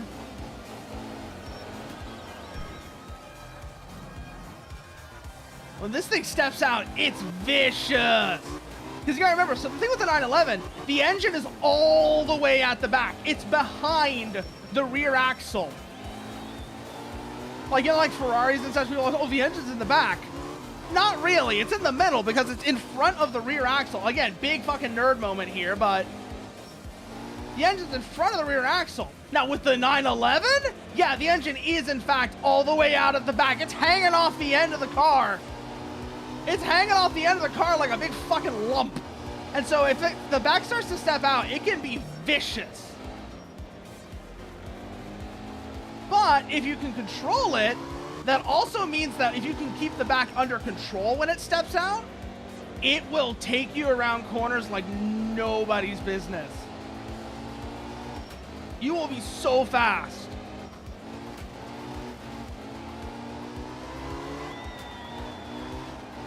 Like it basically wants you to drive it in a somewhat specific way that a lot of people just aren't accustomed to, and is honestly very difficult. It is a very difficult thing to do because you're basically supposed to rotate the pants off of it, let the back step out just a bit, and hold it there. And that's hard because it wants to snap.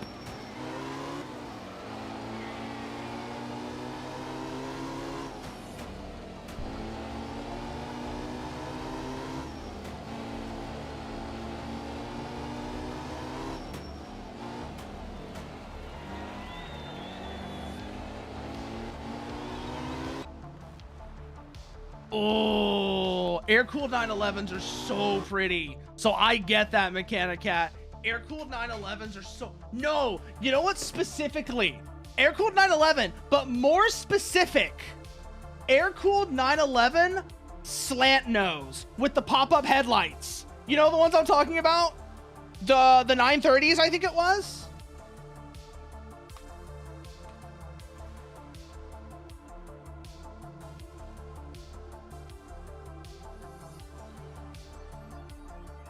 The 930 slant nose. Now that's a bucket list car.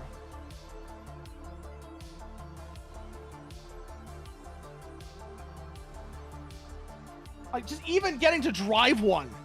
Not even owning it. Just getting to drive a 930 slant nose. That's a bucket list car.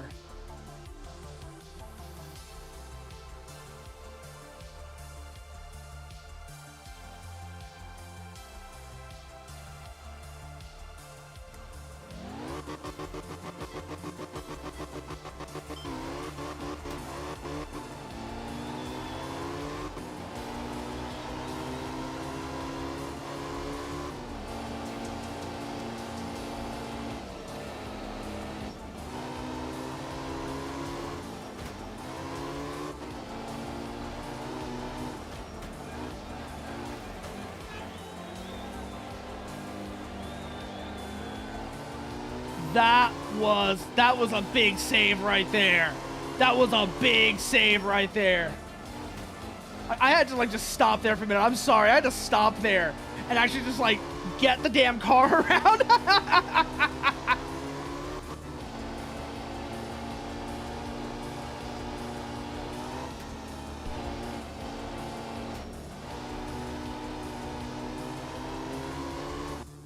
One that you would kill. Yes!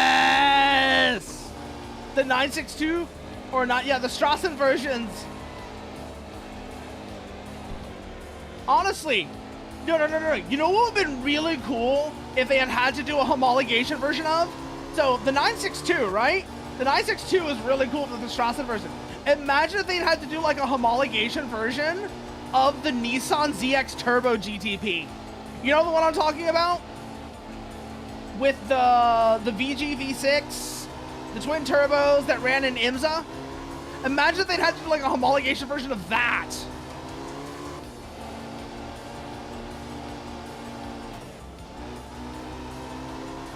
Now that thing would be incredibly cool.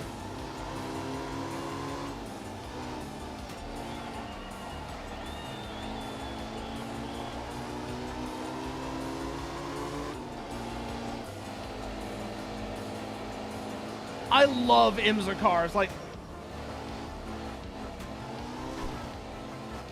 964. It's different. Okay. Let me see what this is, because I was thinking 962, like the Dower 962. What is this? Oh, this is gorgeous. One of two. What is this? This thing is a monster.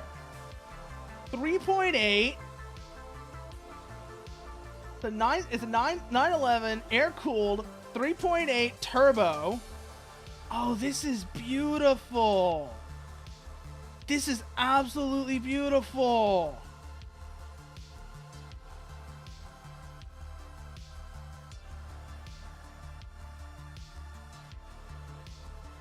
Yeah, it's a 930 on Roy's. You're right about that. But because, like I said, I thought you were talking like the Dower 962. Because the Dower 962 is also gorgeous. Absolutely gorgeous car.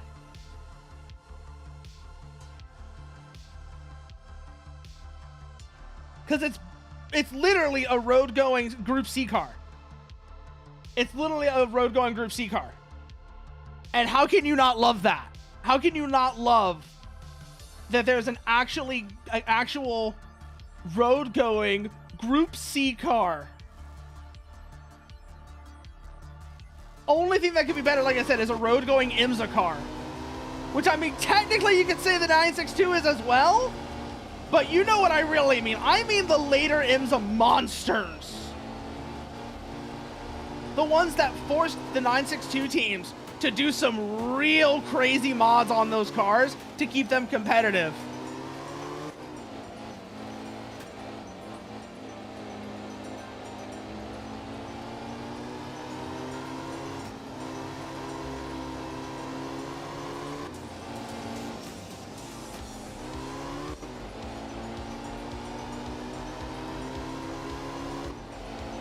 Like the giant, have you ever seen the IMSA 962s that have a giant fucking scoop on the back of them that looks like they have like a weird backpack on them?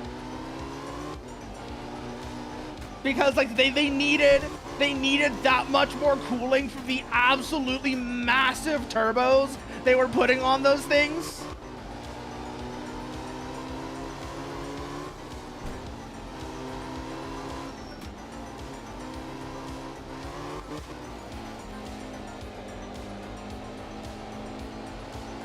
And then also, speaking of IMSA monsters, the other one I always love bringing up is the Intrepid RM1. I don't know how familiar you are with the Intrepid RM1 mechanic. I've probably mentioned it before, so you might have heard this from me. Or you might have heard this elsewhere anyways. The car that had 10,000 pounds of downforce and broke its own suspension with its It had so much downforce, it broke its suspension. It collapsed the right. So it was Watkins Glen, 1993, I want to say. 1993, 1994. Watkins Glen, the Intrepid RM1 had a pretty famous accident.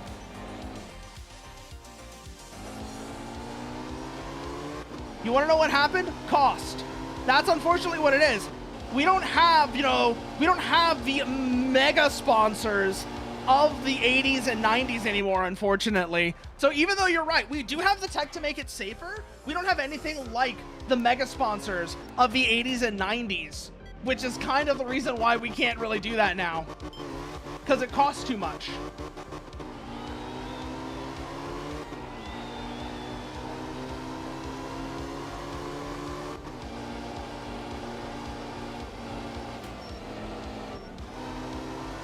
Because the companies that used to sponsor motorsports like that, either they're not allowed to anymore because they're like tobacco companies, or they decided they would rather put that money into bullshit like crypto. So you don't have any of these like massive mega sponsors like you used to have in the 80s and 90s. We're over like from like the 70s to the 90s.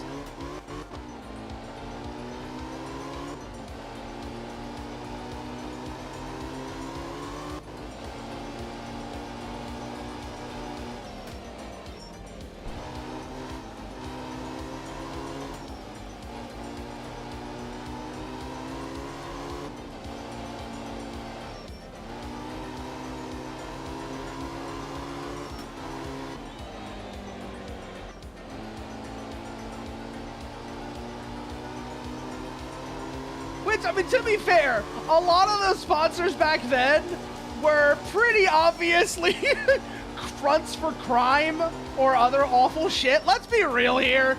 Aside, like the tobacco sponsors, it's obvious how awful they were.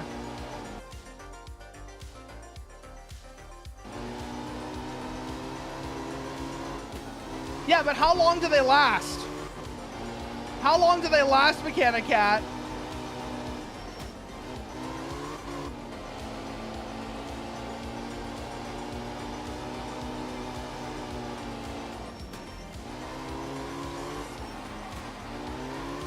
And the engine is only part of it as well. The engine is only part of it because it's not just about making more power. It's also about how you make that power. That's the other big thing, that's where the cost comes from. When all you care about is make big number, you're right, it is easy to make something that makes a lot of power, but it's gonna have weird power bands. It's gonna have weird power bands, it's gonna be heavy, it's going to be a bomb, or some combination of all those where it doesn't... Some combination of all those.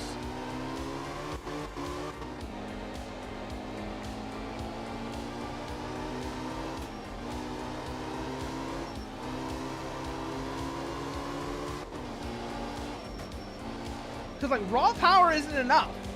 Raw power is fun, but if you're trying to, like, actually win in a high-level motorsports, that's not enough. You also need to make sure that it's efficient, it's light, and it can actually run more than one race without exploding.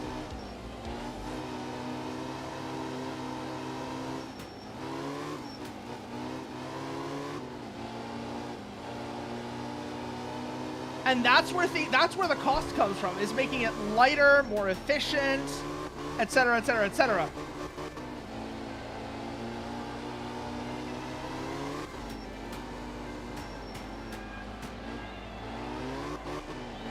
Although there is one other thing. There is one other thing that also we don't do anymore that made engines in the 80s and 90s run really crazy power. I'm pretty sure you know what it is. I'm pretty sure you know the crazy thing I'm talking about that we used to do that most series don't do anymore is.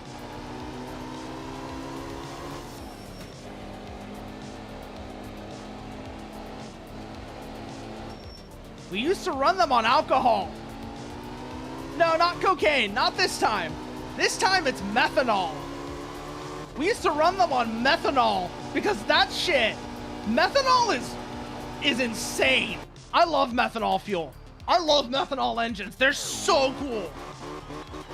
Basically, the thing about methanol is you don't have the energy density of gasoline, but what you do get is, because of how methanol's evaporative behavior is, it does really, really good engine. It boosts your engine's cooling, and it makes the intake charge air cooler and denser.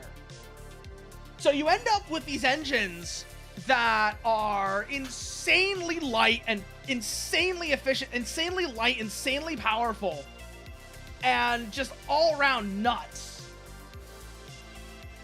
Think the old kart engines from the Indianapolis in the 70s and such. From like the 70s to the 90s. Indianapolis from the 70s to the 90s. That was methanol. Or think about drag cars even now to this day. Those are still methanol engines. Those things make crazy power. And a lot of it is because of the properties of methanol. There is one little problem with methanol though. Well, two really. Two. One is less of a problem than people make it out to be though. Yes, there's still methanol. But there's two problems with methanol. One is like a big problem. One is not as much of a problem as people make it out to be. The big problem is that when you light it on fire, you can't see the fire. You cannot see the flame in daylight. Because methanol burns with a very faint blue flame that's basically invisible in daylight. So you've ever seen those like infamous videos of the drivers getting out of the car and they look like they're flailing around but nothing's wrong with them? They're on fire. They are on fire, but you can't see it because it's a methanol fire. You can work around that, but that is a problem. The other one is, of course, again, methanol is toxic. But then again, so is gasoline. Methanol is toxic, but so is gasoline. So that's not that big of a deal.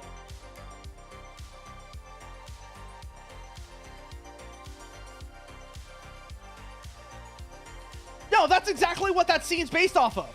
That scene from Talladega Nights where he's freaking out, that's based off of methanol fires. That's actually based off of methanol fires. And how drivers would look like when they were on fire, when they were covered in burning methanol.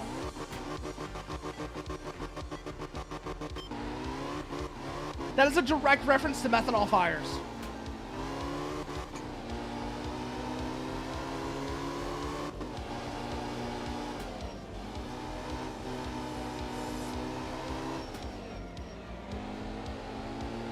Like I said, you can kind of work around methanol fires being invisible in daylight or nearly invisible in daylight, but it is an issue that you have to deal with. Oh, absolutely. Absolutely. Absolutely weird, terrifying. Like I'm on fire, but no one can see it.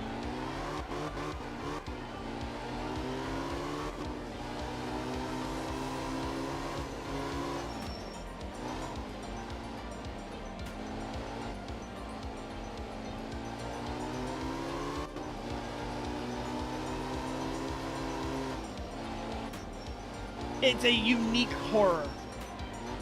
Methanol fires are very much a unique sort of horror.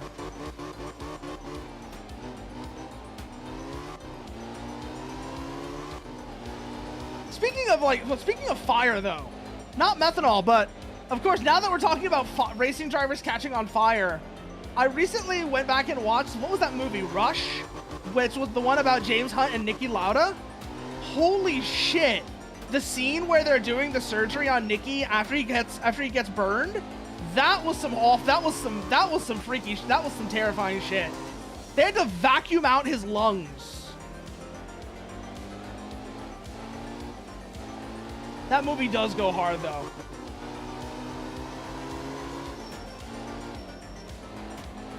Also, I learned that the Miami Vice TV series from the 80s has really good footage of IMSA cars.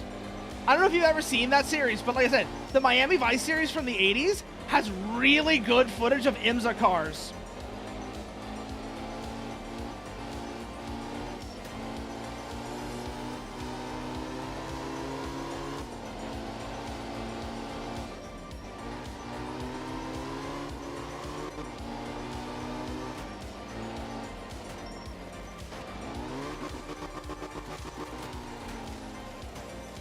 Widowmaker. Oh, that's gonna be a penalty, but oh well.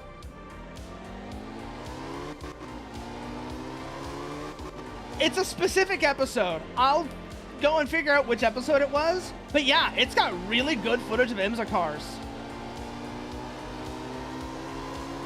It's a specific episode, but it's really good footage.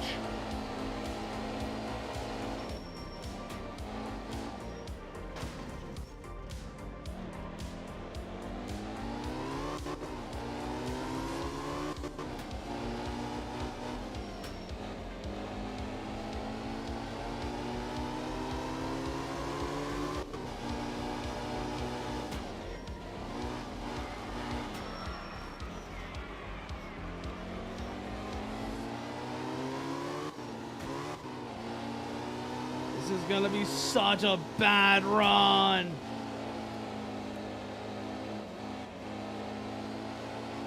Already tell from here. Oh shit, the game crashed. It was really not having it. Oh, okay. Wow. The game was not having it apparently. Because it just crashed. But it's getting late, so I think we are going to call it there. Let's go see who we can rate into, shall we? Oh, let's go see who we can rate into. Who is on that we have not said hello to in a while? Grand Prix from... Yes, I need to watch that still. Shit. That is something I need to watch at some point. Ooh, who have we not rated in a while? Freya's on. Primrose is on. Pun's on. Let's go raid Freya. Let's go raid Freya. See what she's up to. As always, you want to see what I'm up to? This is where all the places you can find me. All these wonderful places. If you want to know what I'm up to off stream, this is where you can find me. And let me just get the raid message for us. There we go. Yep. Have a good one. And everyone here, I say thank you for joining and good night.